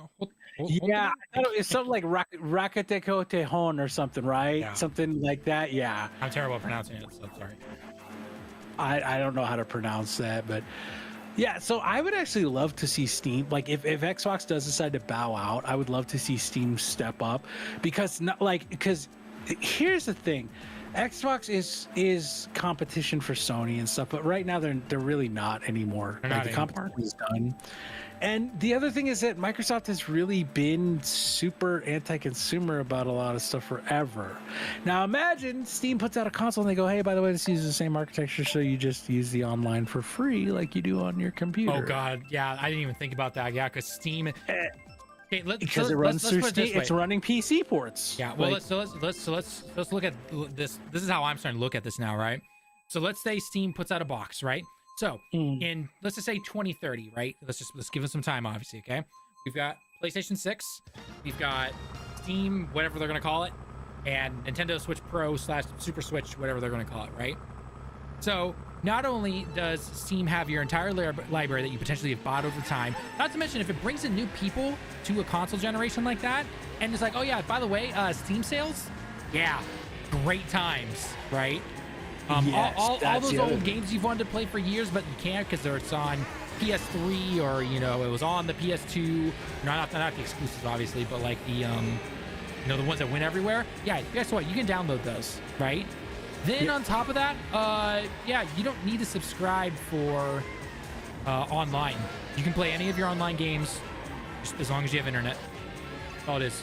No PlayStation Plus, no Nintendo Online, nothing. Like, just do what you want. Like, that's a big selling point. And if they market it, that's a big thing. They have to market it correctly. Don't be stupid like Square Enix and not market your twin pack.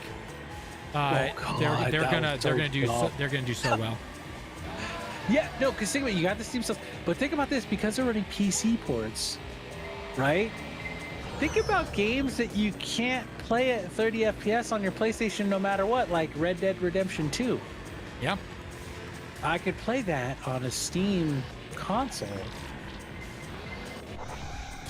There are more PC gamers than console gamers. It's crazy that Steam has 120 million users, only 10% of overall PC gamers. Oh yeah, there's more console. Yeah, that's a fact. Yeah, we know that. Yes. Now the big reason, remember, Droid Master, is that like China, like it's right in North Korea. Don't those like not play well with Steam or something? I think so, yeah. I don't remember. Like, China's a huge, I know Steam just got banned in Vietnam, but China's like an insanely huge market. Like, that's why everybody's like, people are like, oh, they're doing censorship. It's like, well, yeah, you want to sell in China, so sorry, sucks. That's the reality of business. Like, they're going to do it in China. Let's be generous. 100,000 pissed off online players, or billions of players in China. Yeah, or like 500 million players in just China. Yeah, I think you know what a business is gonna do. Allspark Warrior, hello, welcome. Yeah, so that is one thing I actually would love to see is if they do it correctly and they market it correctly and everything, they could do well. I think absolutely could. So yeah, what was there was another thing that I forget. Also, for anyone who's wondering real quick why I mentioned Square Enix and a twin pack, they're stupid for how they didn't market it. And for Final Fantasy VII Remake and Rebirth, they are so stupid for not marketing that crap. That was like, you're talking about a good deal in gaming, especially in 2024. That right there. Sorry. Anyway, that was wild. No, I was gonna say, there was another thing that I wanted to ask you about. I forgot what it was. Hold on, let me see. I'm trying to find like the gaming news of this week. Because you talked about Ghost of Tsushima, right? Yep. Lemon and oh yeah, one thing I meant to ask, Talon. Power World said they're coming to Summer Game Fest. Oh. And like, I don't know a single person who talks or thinks about Power World anymore. Even since they had their big update where like they added PvP or raid bosses or something. I thought they added raid bosses, didn't they? Or they added a raid boss? They added a raid boss or something. Also, yeah, we do a thing where Tallen here plays a game, and then usually his buddy Lemon comes in, and I'm here today. Well, Lemon was here earlier, but he had to go to work because I live in Japan, and it's only 3 in the afternoon here. But obviously, for most people in the States, it's pretty late out. So. Yeah, I'm a musician, so I work at night. So, like, this is my normal hours. I'll probably be up till, like, 3. Which is, like, 5 p.m. for Talent. Yeah, pretty much. So, yeah, you know. Okay, one Assassin's Creed. Oh! What's the guy... there's a guy who... Kenway in Assassin's Creed 4... He meets at the beginning who's like a merchant, and he tricks him and says like, oh yeah, I'm the assassin or whatever. And the guy is like, oh, okay. And he like helps him get a ship and all that. What's that guy's name? Damn. 2:30 a.m. in Canada. Oh, you're on the east side. East side of Canada. UK it's 7:20. Yeah. Yeah, it should be in the morning right? UK time. Yeah, Monday already. The World Wide Web. Steed, yeah, Steed bought it. Wow, Allspark came with that real quick. I was like, Steed. Oh, yeah, it was Steed. But it's S-T-E-D. Yeah, S-T-E-D-E. He was a merchant pirate. That's right. Steed Bond. 6:20 in New Zealand. Yeah, New Zealand really? is New Zealand's that much further ahead of you? Yep, 3 hours ahead of me. Wow. Mordor ass time. Yeah, so with Power World, I was thinking about that. I was like, man, that game, I don't know. A lot of people are saying they wanted Microsoft to buy that up, and like, They ain't buying that. That's a Japanese company. But it's a Chinese company, isn't it? Oh, they were based in Japan, weren't they? Are they? Hold on. Yeah, to the internet. Power World, yeah, because it was a team of like 10 people or something like that, weren't they? Oh, you're right. It was a Japanese company. No way they've let Microsoft do that. The guy was like looking and be like, you just fired this guy during Golden Week? F you, bro. Yeah, Pocket Pair. So the funny thing about, I was talking to somebody on Twitter, and they were, it's a pretty big YouTuber, and he was like, you forgot about Power World. And I was like, the thing about Power World is like, it got really popular for a few minutes because it was such a direct ripoff of Pokemon. Like, the controversy drove a lot of that hype for it.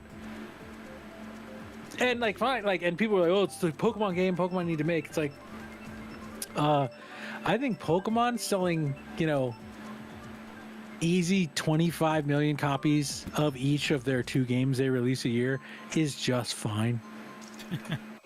I mean, like, it clearly is, because they're still crap in terms of the quality and the bugs and everything.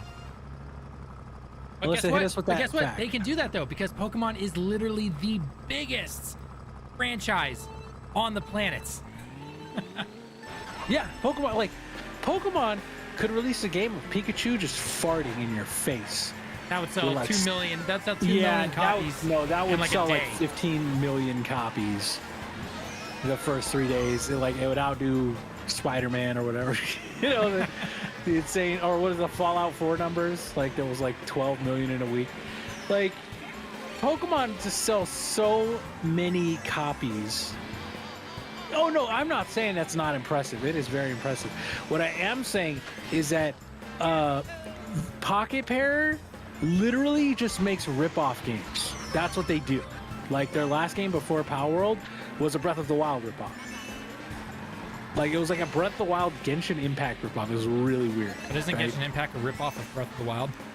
Yes, which is like, you're getting so deep into the meta at that point, right? Like, and so what did they do? They were like, oh, what if we like put Fortnite guns and added Pokemon, and that's Power World. Like, but like, to me, I saw that and I was like, okay, yeah, everyone's saying it's fun, but like, no one's gonna play this in like a month. No, there's no chance anyone's even gonna. What are the concurrent players on? What are the Steam numbers right now? So last I checked, there were like 30,000s. Still better than Halo. Oh yeah, but You got to take into account that's down from 2 million. Yeah, well, okay. 2 million was never going to stick around. Let's be perfectly honest. No, that no. was never going to stick around. Yeah, 24-hour peak is 32,000. Right now it's 14,000, which is still a lot. But not when you've sold that many copies. Like, they have lost 99.9% of their player base. And you see those other games, oh, they've lost 80% of their players. Well, this is 99.9% of their players. Because they're a small company that doesn't know what they're doing. They can't keep up to keep. They can't keep up with those kind of updates and everything. And they're literally a team of 10. Yeah. Yeah, So- they made a quick buck, which good. Like, get your bag, dude. Yeah. Like, get your bag. But like, I keep seeing people go like, yo, Power World's like the Pokemon game that everybody. I'm like, no, Pokemon is the Pokemon game that people want. It does not matter, right? Like, I'm cool drinking Shasta Cola, right? That's fine. But some people just want Coke, and that's the long and short of it. They just want Coca-Cola. Okay. Or like, I'm okay eating it, eating it like Burger King, but some people just want McDonald's, so as good as Power World did, and it did fantastic for a little indie dev, it really did. I knew that game was not going to last. Like, it had no staying power. If the developers of Power World actually show up at Summer's Game Fest, right? And they announce that there's, like a new raid boss coming or something like that, but they also announce at the very end they're working on a new game. I bet that's to bring in talents. I bet that's what it's going to do. They would try to bring in talents essentially to hire. If they announced that they were working on a new game, I think people would completely bail on Power World. And I think they know that. Yeah. Like, the only hope they have right now of keeping any kind of revenue like they saw from Power World is that they absolutely have to keep Power World going, because they can't just be like, oh, we're doing it, because then everyone's like, oh, so they're just going to abandon Power World. All the people are like, oh, it's the greatest thing ever. Oh, they're just going to give up on it. Okay, fuck it, we're not going to play it. Hard to say. Yeah. I mean, again, those are all rumors though right now that they're going to show up, right? Or is it confirmed they're showing up? I think the community manager said they were planning on showing up. Oh, okay. So they're going to make the flight. They're going to make the flight from Japan over there. So I mean that. Yeah. Well, I think the community manager might be remote American. Oh, is it remote American? Okay. It might be, because, like, I mean, obviously you'd want to have devs and director there, but. Lift Entertainment's from Digital Extremes, a Canadian company based in London, Ontario. They have TennoCon almost every year. Yeah. I used to live like 25 minutes from EA. That's where I worked there. Is EA still in California? Is that yeah, Redwood Shores branch? Is still EA, yeah. Okay. That's what I thought. There's Tiburon too, which is in Florida, but yeah, the main US branch is in Redwood Shores, which I used to live literally right across the bridge. You go across the bridge, you go up like 5 exits or something up the highway, and then there was EA. Good times working for EA. Sarcasm? No, it was actually good times. Like, we had it. I mean, there was times where we had to play shitty games, and we had to like work long hours sometimes. But like overall, I actually loved it.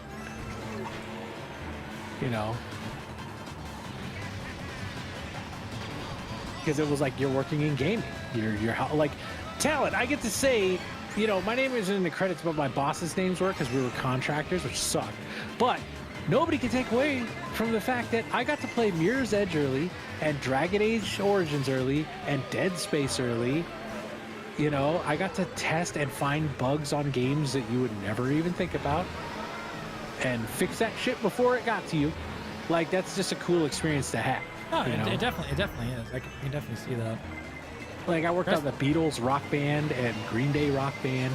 I worked on Bad Company 2. Man. Dude, Bad Company 2, let's go! I worked on Spore, Mirror's Edge. Like, did I get to open loot crates early? No. What's funny is I did work at EA at the 2 years that they were voted the worst company in America. But I loved it because, like, yeah, we didn't get paid all that much. We were contractors, so like they had to let us go for 3 months and then call us back, you know, which sucked. But we got unemployment, which was fine, you know, because it was like, oh, I saved up enough to where when I got unemployment, I made it through, barely, but it's still, you know, it was still cool to like work on games. Like it was cool to go in and go, oh man, I get to play more Dragon Age Origins today. Yeah, I could definitely see Xbox lobbies were sick as hell. Bring them back. I remember you guys were talking about that earlier, and I was like, Lemon must have really loved hearing slurs all the time. Okay, so I didn't know Lemon like when we were like elementary school. He and I met in junior high, but I can tell you this right now. Lemon just gets a kick out of hearing people cuss, swear, yell at each other, all that stuff. He gets a kick out of it. He could sit back with a beer and just, I mean, obviously we weren't drinking beers at that age, but regardless, he could just kick back and relax and drink a beer and just laugh his ass off listening to that kind of stuff for hours. That's just the type of guy Lemon is. So that's one of the big reasons he liked that stuff back in the day, because he was just a kid sitting there. You never took him serious, and he just laughed the entire time listening to you know, two people call each other mom jokes and everything, essentially back in those servers. So I myself, I wanted to mute everybody because he had little Jimmy over here screaming his ass off, and I was like, shut the F up. Yeah, I just muted people. That's what I did. Yeah, like, I don't know. I don't know. Hey, Titanfall 3 was nearly finished, but EA told Respawn to make a live service game and try to be. That is not true. Droid Master. Respawn themselves came out and said, we were working on Titanfall 3. We didn't feel like it was iterative enough, but some people were working on Apex, so we pivoted to that because we thought it was interesting. But I agree, because I want Titanfall 3. I don't give a fuck about Apex. Titanfall over Apex any day of the week. Yes, Apex sucks.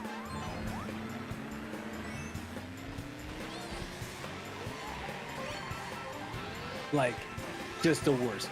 Yeah, I've never liked public lobbies though.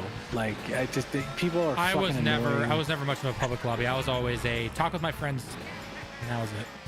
That's all I had. Yeah, it's funny because like my brother is always like, oh, I remember those are the best days. You have people just like Lemon. He's like, you just laugh because people are they're calling each other the worst possible names you ever heard. They're cussing at each other, and you just gotta laugh at it because it's so dumb. Like, I just thought that was annoying. It was annoying to deal with. Yeah. There was like, and I know, like, you gotta understand, I'm old, Tallen. So like, you guys like, yeah, I remember back in middle school. I'm like, fuck, I was like in college. Yeah. No, but like when I got an Xbox 360, I was at EA. That's when I got one. Mm-hmm. Like, I didn't have one before. And then you got a Red Ring of Death. And I got 2 Red Rings of Death in a year. So I was like, no more of this, and I went and got a PlayStation. Like, I had a PlayStation and a PlayStation 2 already when I was a kid. Mm-hmm. But then, like, yeah, I got 2 Red Rings of Death, even though everyone played on Xbox back then. Like, everyone on the floor, they're like, get an Xbox, we can all play. And I was like, this thing died. And they're like, oh, yeah, that happens. Just send it back. So I did. Get another one. And then a couple months later, the next one dies. I'm like, okay, I'm done. Like, I don't want my shit to die every few months. So I just got a PlayStation. You know how long that PlayStation lasted me, Talon? What, the 2 or the 3?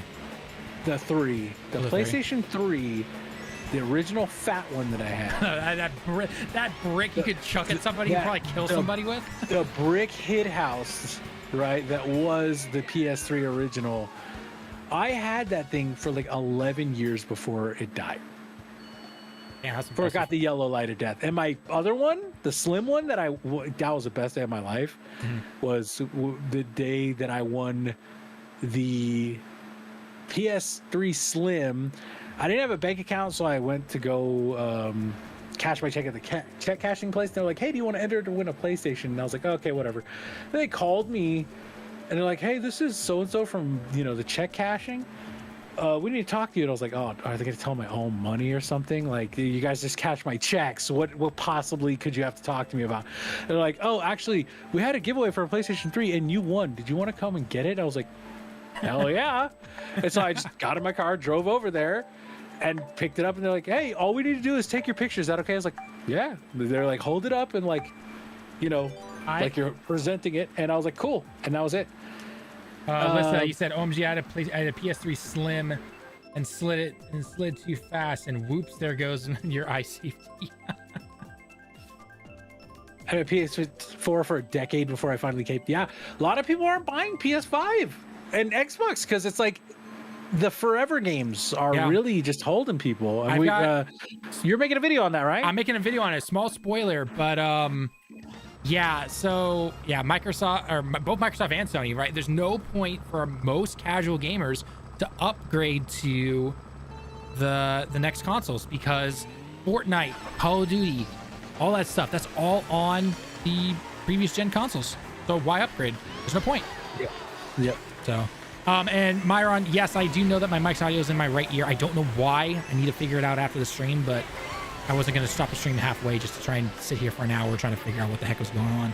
So I assume my audio is that way too. Probably, Sorry yeah. about that. I blame Tallen. No, so. it's for some reason. I think it has to do with the 3.5 aux cables that I use to connect between my two PCs and everything with the Go XLR and all that stuff, which generally I've never had a problem with, but for some reason today something was happening. I'm not sure exactly what. So I think I had my PS4 for 6 years. The last thing I really remember playing on it, I think, was The Last of Us 2. PS4. I played until 2021. I played Ghost of Tsushima because that came out after that. End of 2021 and beginning of 2022, I think, because that's when I bought my PS5. Yeah, because Tallen didn't have one when we started working for it. Dude, I couldn't find it anywhere. It kept getting scalped. I know. I was on Best Buy for like 4 hours that day, just refreshing over. And like my cousin was like, "I got one." My brother's like, "I got one." I was like, "Fuck you guys, I hate you." Like, and then finally I refreshed and it lets me like get to my cart, and I was like, "Oh my god!" And then I got it, and I was like, I sent Chin a text message. It was like 10 o'clock at night. I was like, "I got one," and he was like, like, and I was so hyped. And then you know what happened, Tallen? Best Buy delivered it a day late. So like everyone's got their PlayStation 5 on release day, and they're like, "Oh my god, this is the best thing ever." I'm looking on Twitter, all my friends are texting me, "Look how nice this thing looks. Holy shit, I'm gonna play Spider-Man Miles Morales." And I'm like, "Fuck you guys." Fuck Best Buy. And now like I only buy shit from Best Buy because it's the only thing around. But see, I had to feel so long after I started, PS4 had it so long, started to sound like a rocket ship. After 8 years of red light, I was like, no, yeah. I prefer building a PC over spending money on next-gen consoles. In New Zealand, the PS5 costs around $950, and you can build a high-end PC for less than $2,000. Yeah. Droid, I'm actually, like, I'm all about PC. I have Nintendo because, like, yeah, I can emulate a Switch, but I'm not going to do that. I'm going to pay Nintendo because they make good shit. And I feel the same way for Sony, and I don't want to wait. Like, I'm going to be honest with Sony, I don't want to wait to play Spider-Man 2. I don't want to wait to play God of War Ragnarok. I want to play them. But even without the PlayStation games on PC, there's a ton of great PC games. There just is. So, like, PC, I have a huge library like everyone does on Steam. But I play all my first-person shooters and everything on my PC. Older games that I can just crank out to the max settings, man, and just enjoy it. And then the Switch and the PlayStation are for the day one exclusives on there. So Nintendo is Nintendo, obviously, and PlayStation because you never know when that stuff technically goes to PC. And especially in our line of work, we can't wait for PC. Like, we just can't, right? Yeah. Sucks. Like if anyone ever came here from our Final Fantasy VII Rebirth guides or anything like that, or any of our guides that we've done, check those out on the channel, by the way. I can't wait to make those to wait for them on PC. That hurts us. That hurts us, right? That's why you see content creators and everything, saying one thing about something like the Ubisoft, $130 pack to buy Star Wars, for example. But part of us most likely have to get it, or at least do the Ubisoft premium sign-up thing, because we have to be able to play that day one. If we don't, that hurts us. That's just the way the industry is right now. It's the same thing with the early access stuff, which really sucks. Like, if you're a content creator and you're thinking, I'm going to do Starfield, you better buy that $35 early access thing. Oh, yeah. If you're thinking about doing Star Wars Outlaws, you better buy that deluxe pack. Because if you're not first in content creation, 95% of the time you're last. There are rare exceptions when you see someone like Skill Up. You know, if you don't know who Skill Up is, excellent reviewer of games, and he does news and stuff. You know, I don't always agree with his takes, but he's very good at what he does. He can release something because his reviews are so high quality. They're so in depth, and they're just like an experience, you know, like they're like a viewing experience. Plus, it also helps he has a million subs. So, you know, he's going to get that stuff. But if you're starting out and everything, you either have to have a niche, or you've got to be able to do a combination of the niche stuff with something that you can at least start at the beginning. So, like, for example, with our Final Fantasy guides that we did on all the bosses, like, I had the first 5 out within 24 hours of that game releasing. And then obviously the game is super long, and it takes time to, you know, make sure that the quality of the video is good, and the recording, the script writing, and everything. So I didn't have the final boss out until like 2.5 weeks after the game had released, but I at least got the beginning stuff started. You know, so people were like, okay, got to wait for the next one, right? You keep them coming back for the next guide, essentially, right? Because they're going to progress through the game. Exactly. So, damn industry being a freaking shark. Yes, Allspark. The content creation, yes. Like, there's a reason we don't do reviews anymore, right? We do the main reason but we is don't that do reviews. I did long form reviews. You know, I mean, asked Tallen how many pages my Horizon Forbidden West review was. I remember that. Yeah. And that shit was like 25 minutes long. And I stayed up. I slept like 3 hours a night so I could play that game for like 45 hours before the weekend ended. You know, it was like over a 3 or 4 day period. I played it like 45 hours to beat the main story and do a bunch of side content. And obviously, as the more we grow, if we get the opportunity to maybe get like early access to something, like, you know, or whatever, then maybe we could start doing at least reviews, or maybe like, you know, the first the first 5 hours of X game, right? We could potentially do that. But if, just note for anyone who's trying to get into content creation and everything, if you're simply trying to only do reviews of games and everything, you need something else to kind of help balance it out. Otherwise, you're not gonna see a return on your investment. You know, whether that investment is your time, the money you spend to try and have an editor to help you, or anything like that. You have to find ways to get certain things out first, and then do things on the side or the background that can then work with that, right?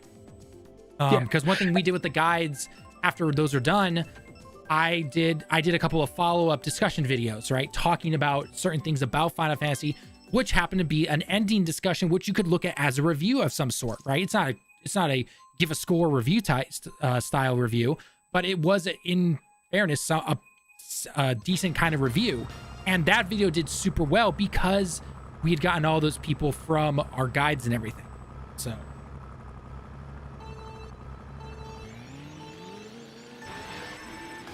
there are a lot of realities of content creation that not a lot of people talk about. Not a lot of people talk about or even know about. Because you still see people going like, just play video games for, you know, a living. That's easy mode.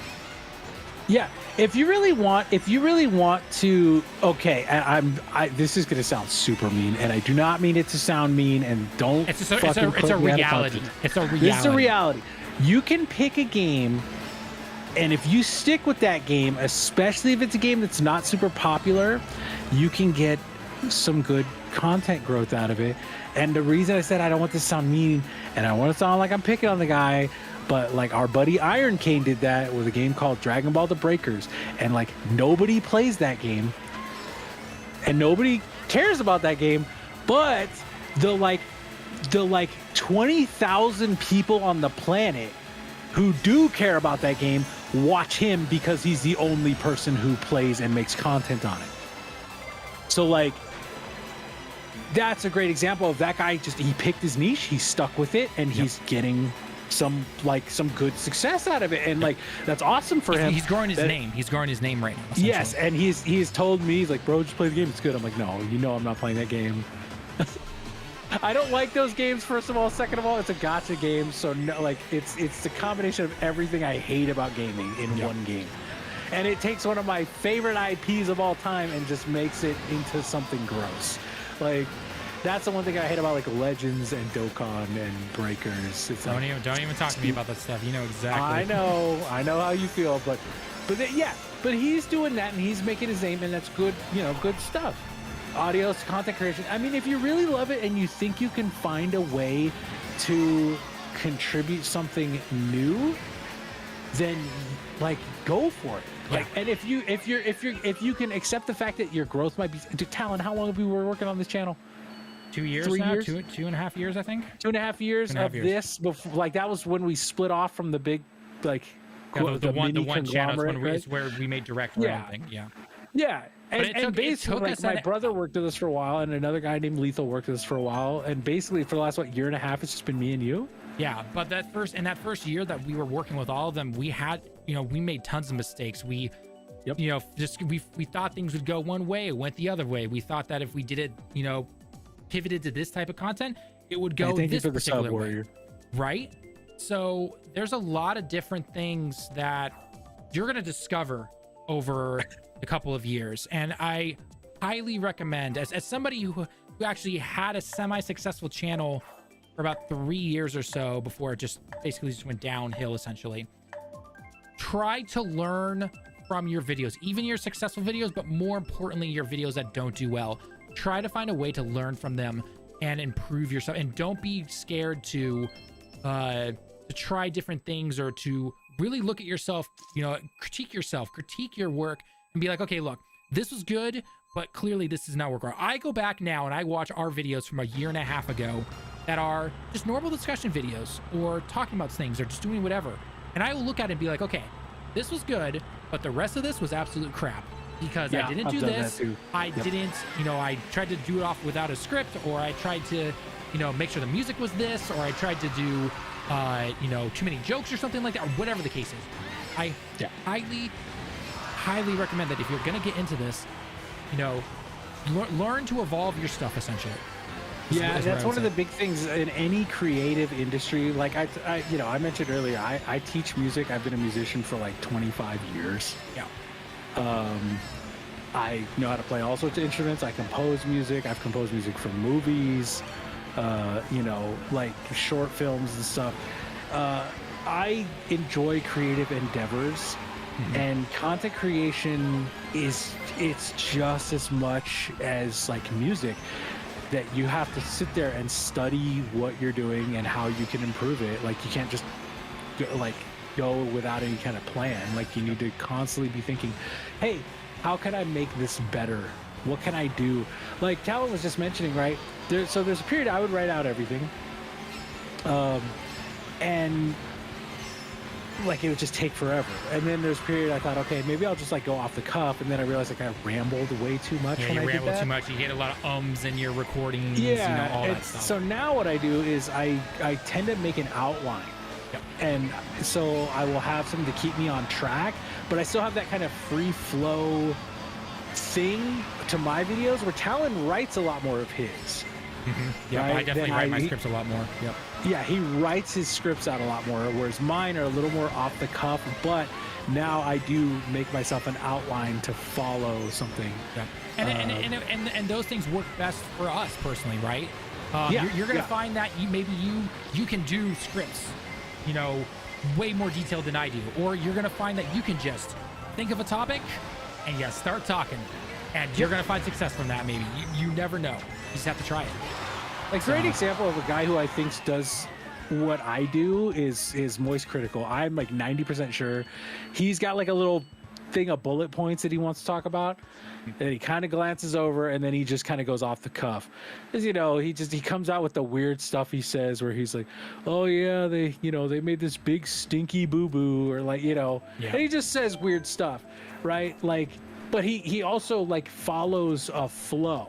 Yep, he does. Right, yep, to where he puts like all of his points in an order, and he does it really well, and so it gives him like a natural thing. So yeah, Droid, some content creators I follow only play one game, and they do that that's a very calculated thing, because they go, I'm going to get the audience that does this, right? Great examples, me and Tallen both play Destiny. Tallen, how many creators have we seen that only play Destiny? Way too many, and they're about to find out as their final shape that it's going to hurt them. Well, and you know, one of the big things is like you see those people who do that and they don't make any plans to pivot. When that game ends, ooh, it's rough. Personal experience right here. I did, and I hate talking about it, but I have to just because history, don't repeat what I did. I found a niche through a gacha game called Dragon Ball Z Dokkan Battle. And the niche is that I could translate the Japanese version of the game without having to wait for other people to do it or to use Google Translate on my screen because I could understand the Japanese. And I found a niche market for that. And then that game continued to grow and grow. And part of it was definitely because I didn't improve as much as I should have as things went forward. But regardless. But I got tired of the game after 5+ years of doing the same thing over and over again.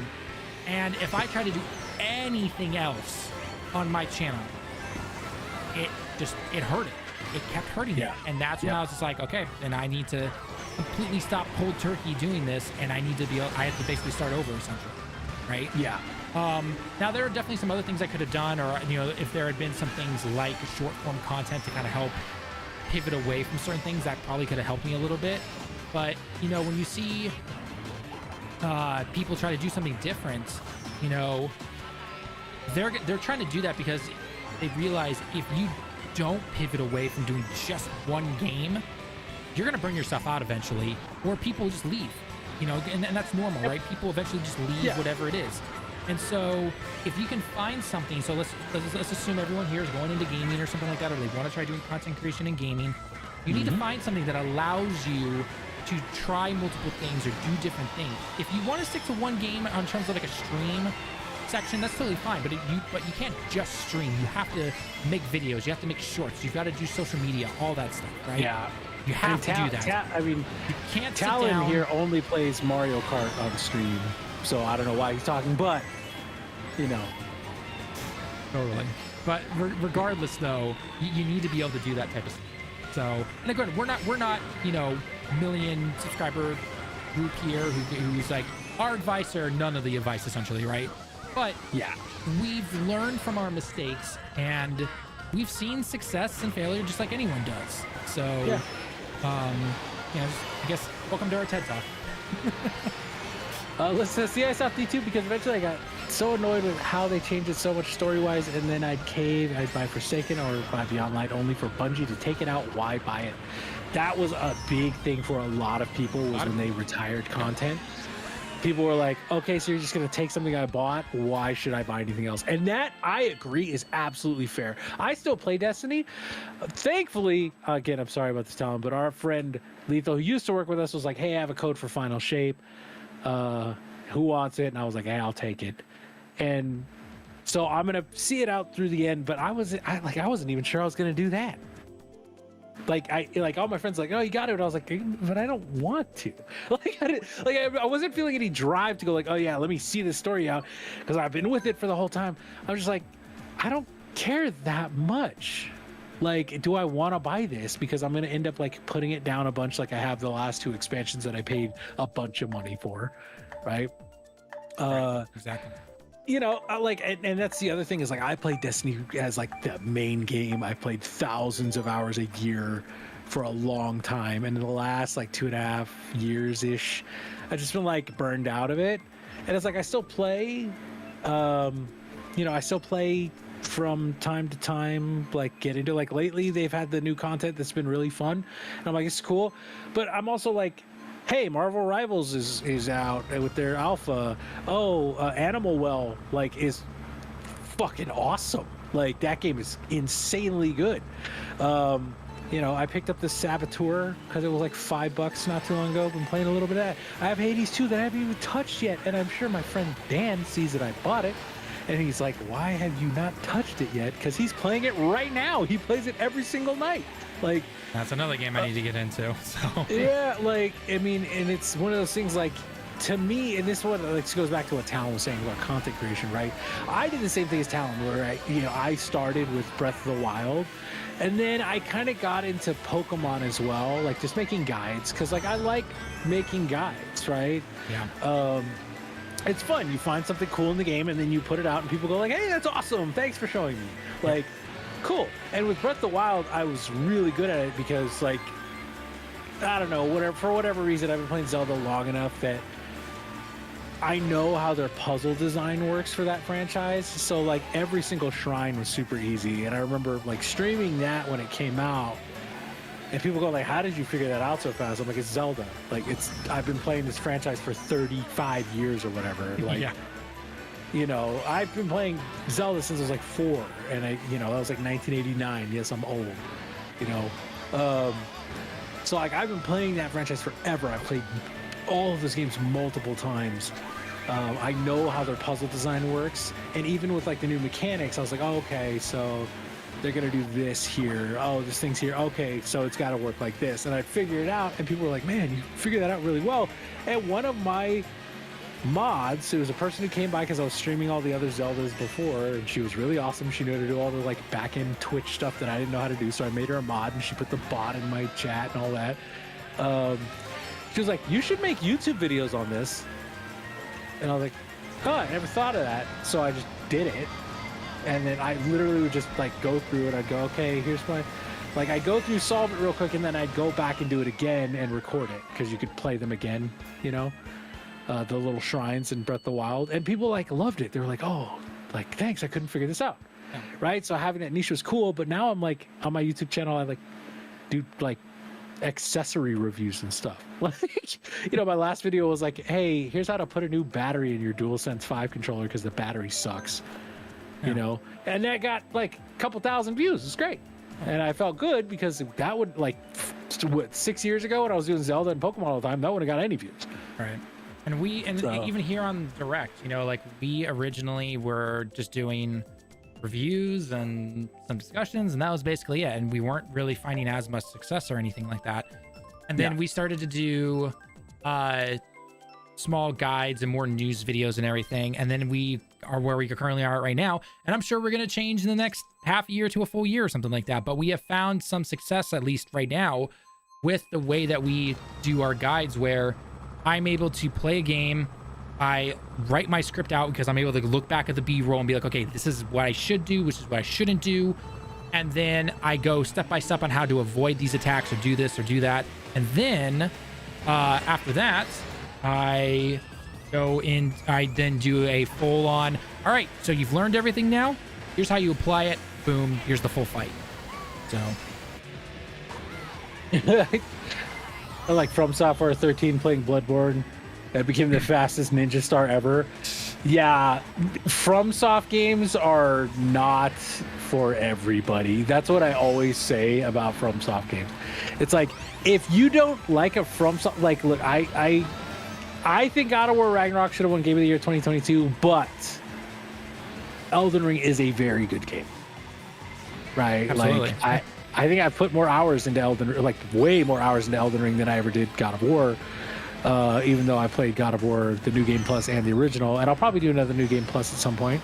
Like, I like going back and playing story games, you know? But Elden Ring is like, you can have build diversity and stuff, you know?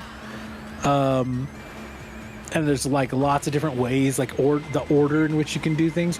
Now, other FromSofts are not really like that as much. There's build diversity, but there's not like, they're pretty linear. But yeah, they're not for everybody because they are very frustrating.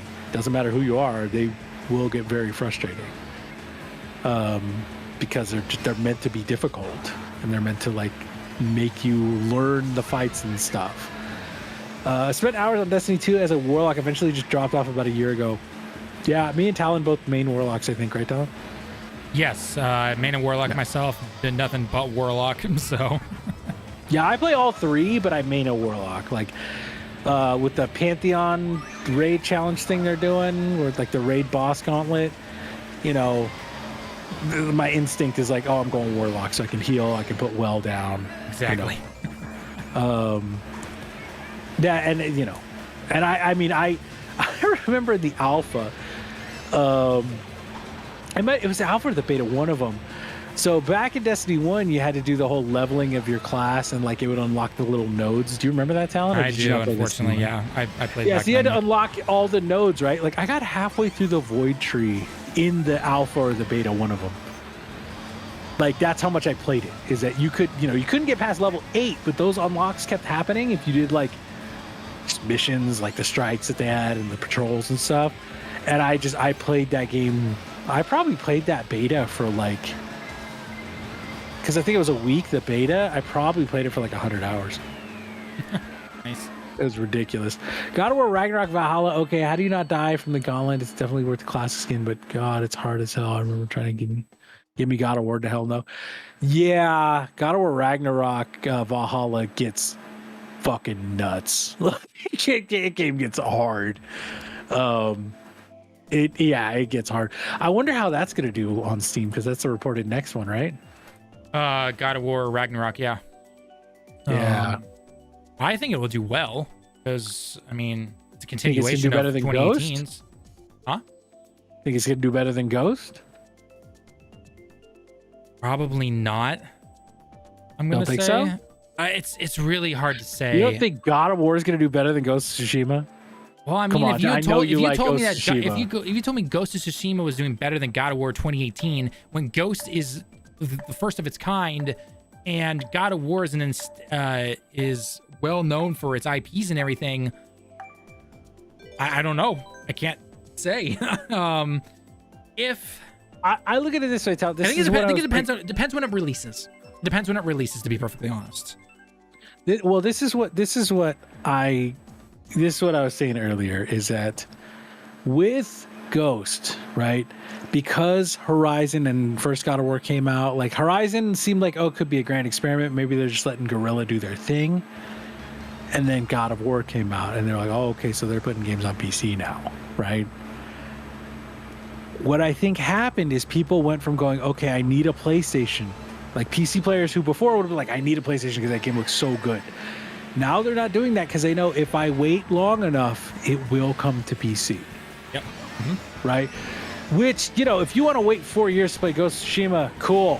Like, if you want to wait 2 years to play God of War Ragnarok, cool, I guess, if you want to wait 2 years to play it. But now that people know, they're buying the games for it because they're not buying the PlayStation. You know what I mean? That's true, yeah. But, I mean, the other thing, though, is that it's interesting, is both God of War and Ghost of Tsushima were on PS4. And that player base was pretty big compared to the PS5. So, well, that's the other part of it, though, right? Is because you look at that and go, well, those came out for PS4, which had twice the player base that PS5 currently has, right? And again, the precedent hadn't been set that Sony games were coming, so more people were buying the PS4 because that was the only place you could get Sony games. That's why people buy the Switch, Tallen. Yeah, I know. And that's the only place you get Mario Kart. You don't have to tell me. It happened to the last few PlayStation exclusives. Exactly. The last few PlayStation exclusives have been to PC relatively quick. Ghost was not. I don't know what took them so long. But you know what? Like, good on them for letting it take long, and it ended up being an awesome port. As long as the ports are good, that's all people care about. Yeah, as long as the ports are good. Like, no Last of Us, none of that shit again. Like, that makes me so, because, like, Talon knows Last of Us is like one of my favorite franchises of all time. Yeah. And just seeing that PC port, I was like, come on, man. Like, you guys fucked up. Like, I like Sony. I'm a Sony fan. I would like Lethal. I would say is a fanboy. He's the fanboy. He was like, I gotta have. Fanboy. He's the DualSense Edge and the Portal, and like I love Sony, but like I am not like the Sony pony fanboy that needs every little thing they put out. We call them out for everything. That they do. Yeah, like I will call them out on their shit. Like, I think that the live service push was a little too much. I was super happy to hear that they kind of scaled it back. That's probably why Jim Ryan lost his job.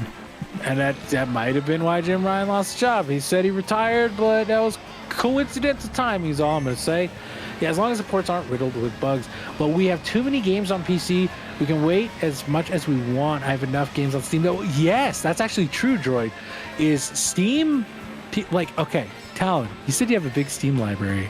Guess how big it's probably small compared to most people, but still. I was going to say, guess how big my Steam library is? Probably pretty big. 200 plus games. 316. There you go. Yeah, and that's not including my Epic library, which has like 250 in it because they've been free over the years. Exactly. They've been giving me 2 to 3 free games for fucking 5 years or whatever now. Every week. Yeah, Cyberpunk. Yep. And Unity. That's what I stopped playing Assassin's Creed, was at Unity, because it was so fucked. Like, it was so rat fucked. Even on PlayStation, like, I was like, no, what is this? But yeah, and then okay, so last little quick topic. I used to put final race coming up here, Talon. That's cool. I know you probably want to go eat lunch and all that. Let's talk about is the Switch going to beat the PS2? Do you think they're going to be able to close out like 5 million units this year? I think they can. Nintendo thinks they can.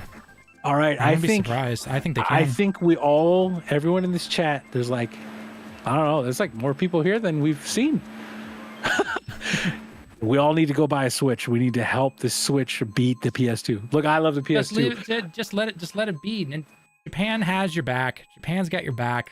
I mean, that's true. They just go to Costco and they pick up like their milk, their eggs, and then like a Switch. They do. I mean, to be perfectly honest, like I said, the fact that the Switch is still the top selling console in this country every single week.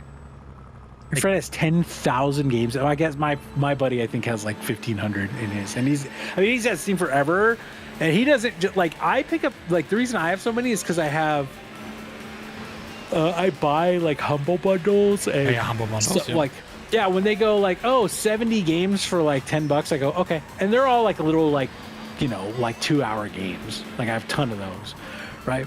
But I have, I have BioShock, I have the Batman Arkham series, I have Baldur's Gate 3, right? I have some big heavy hitting games, right? I have like all the Borderlands games. Well, no, I have the first half of the Borderlands games on Steam and then the second half on Epic, because they started doing the Epic exclusivity, the bastards.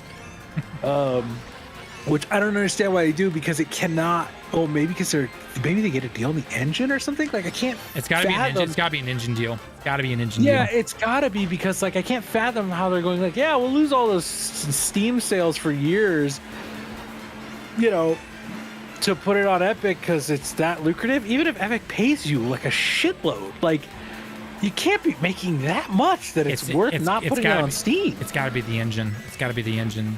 So. Yeah, it's like they got to be charging them nothing for the engine. But yeah, I'm hoping to see that. That would be really cool.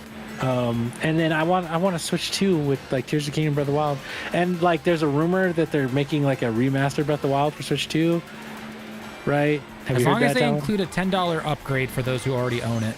That's all I care about. They should, and they should make sure that the same thing applies to the DLC, because I have the DLC. Like, that too. Yep.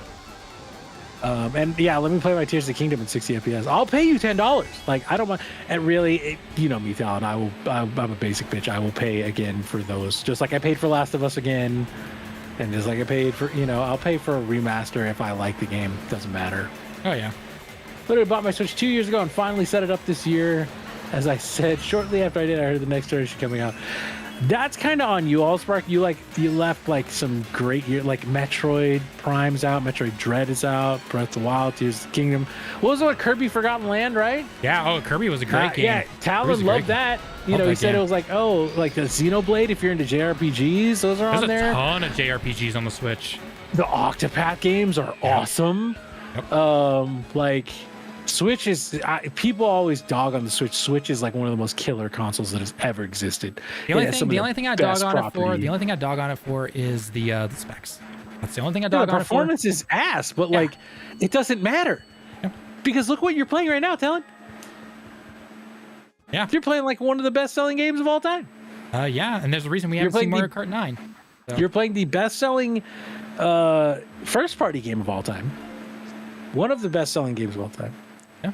It is cheaper, but a Switch is the same price as a Series S, right? And people buy more Series S than Series X, but why are they not buying Series S at the same, rate that they buy a Switch?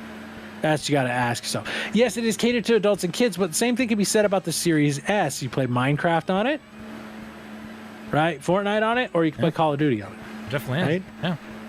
Well, like we said, with both Sony and Xbox, a lot of people have not gone over to the next gen because they don't need to. They can play Call of Duty, they can play Fortnite, and they can play Roblox.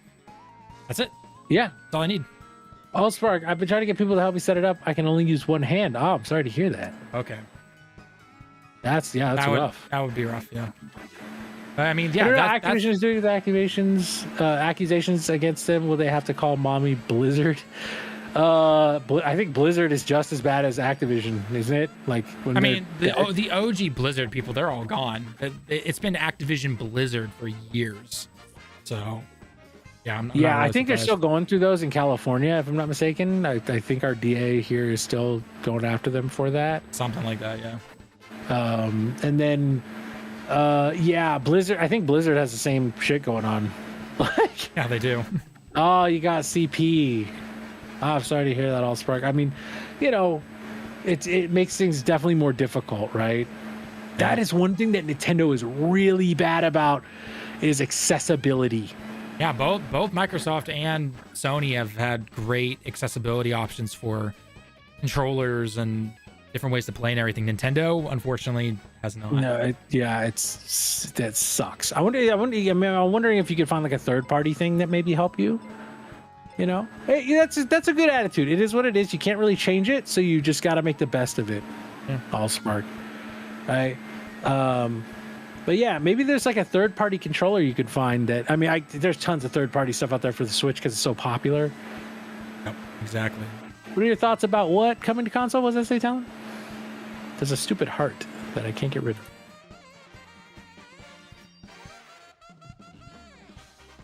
Oh, thoughts about WoW coming to console? If it was possible, it could happen. I think they'll bring it to Xbox. I hope console players are ready to pay for monthly subscription stuff again. Even more. Yeah, that'll be the thing. It's like Final Fantasy 14. Yep. This is the Switch you can carry it anywhere with you, play on the go, where a Series S is not board. That's true. Yeah. I made a comment about that in one of our videos a few weeks ago, saying like, well, oh no, I know what it was. It was on the Square Enix going multi-platform and everything, and people were saying like, oh, it's gonna come to Xbox and everything. I'm like, guys, PC and Switch are gonna be the thing that bring their numbers up. Xbox ain't bringing shit up for their numbers. It just really isn't. Because I made a comment that said, Final Fantasy 14 finally came to Xbox. Haven't heard anything about it. Like, hey, it looks like right now, Allspark, that Amazon is having a gaming peripheral sale, so you might check there. Oh, that'd be a good idea. Maybe find a good deal on something. Yeah. All right, guys. Well, I am going to call it there for the stream. We've been going live for, almost 3.5 hours, almost 4 hours. So thank you so much for everyone that joined us today, whether you're over on Twitch, whether you're here on the short version of this stream, or you're watching the full 1080, 60 live stream. Thank you so much for joining us. If you want to see any of our other content, check out the channel on Direct Gaming. Tons of guides, news videos. We're finishing up the Stellar Blade guides, along with we got some more new stuff, and we have a very special Marvel Rivals video coming out even tomorrow. So definitely hit the subscribe button if you haven't already, and leave your comments down below. We love chatting with you guys, having discussions just like we did here, and hope you enjoyed it. So anyway, with that being said, though, I've been Tallen with Direct Gaming, joined here by LittleBobby. We'll see you guys in the next one. Johnny. Yeah, feel free to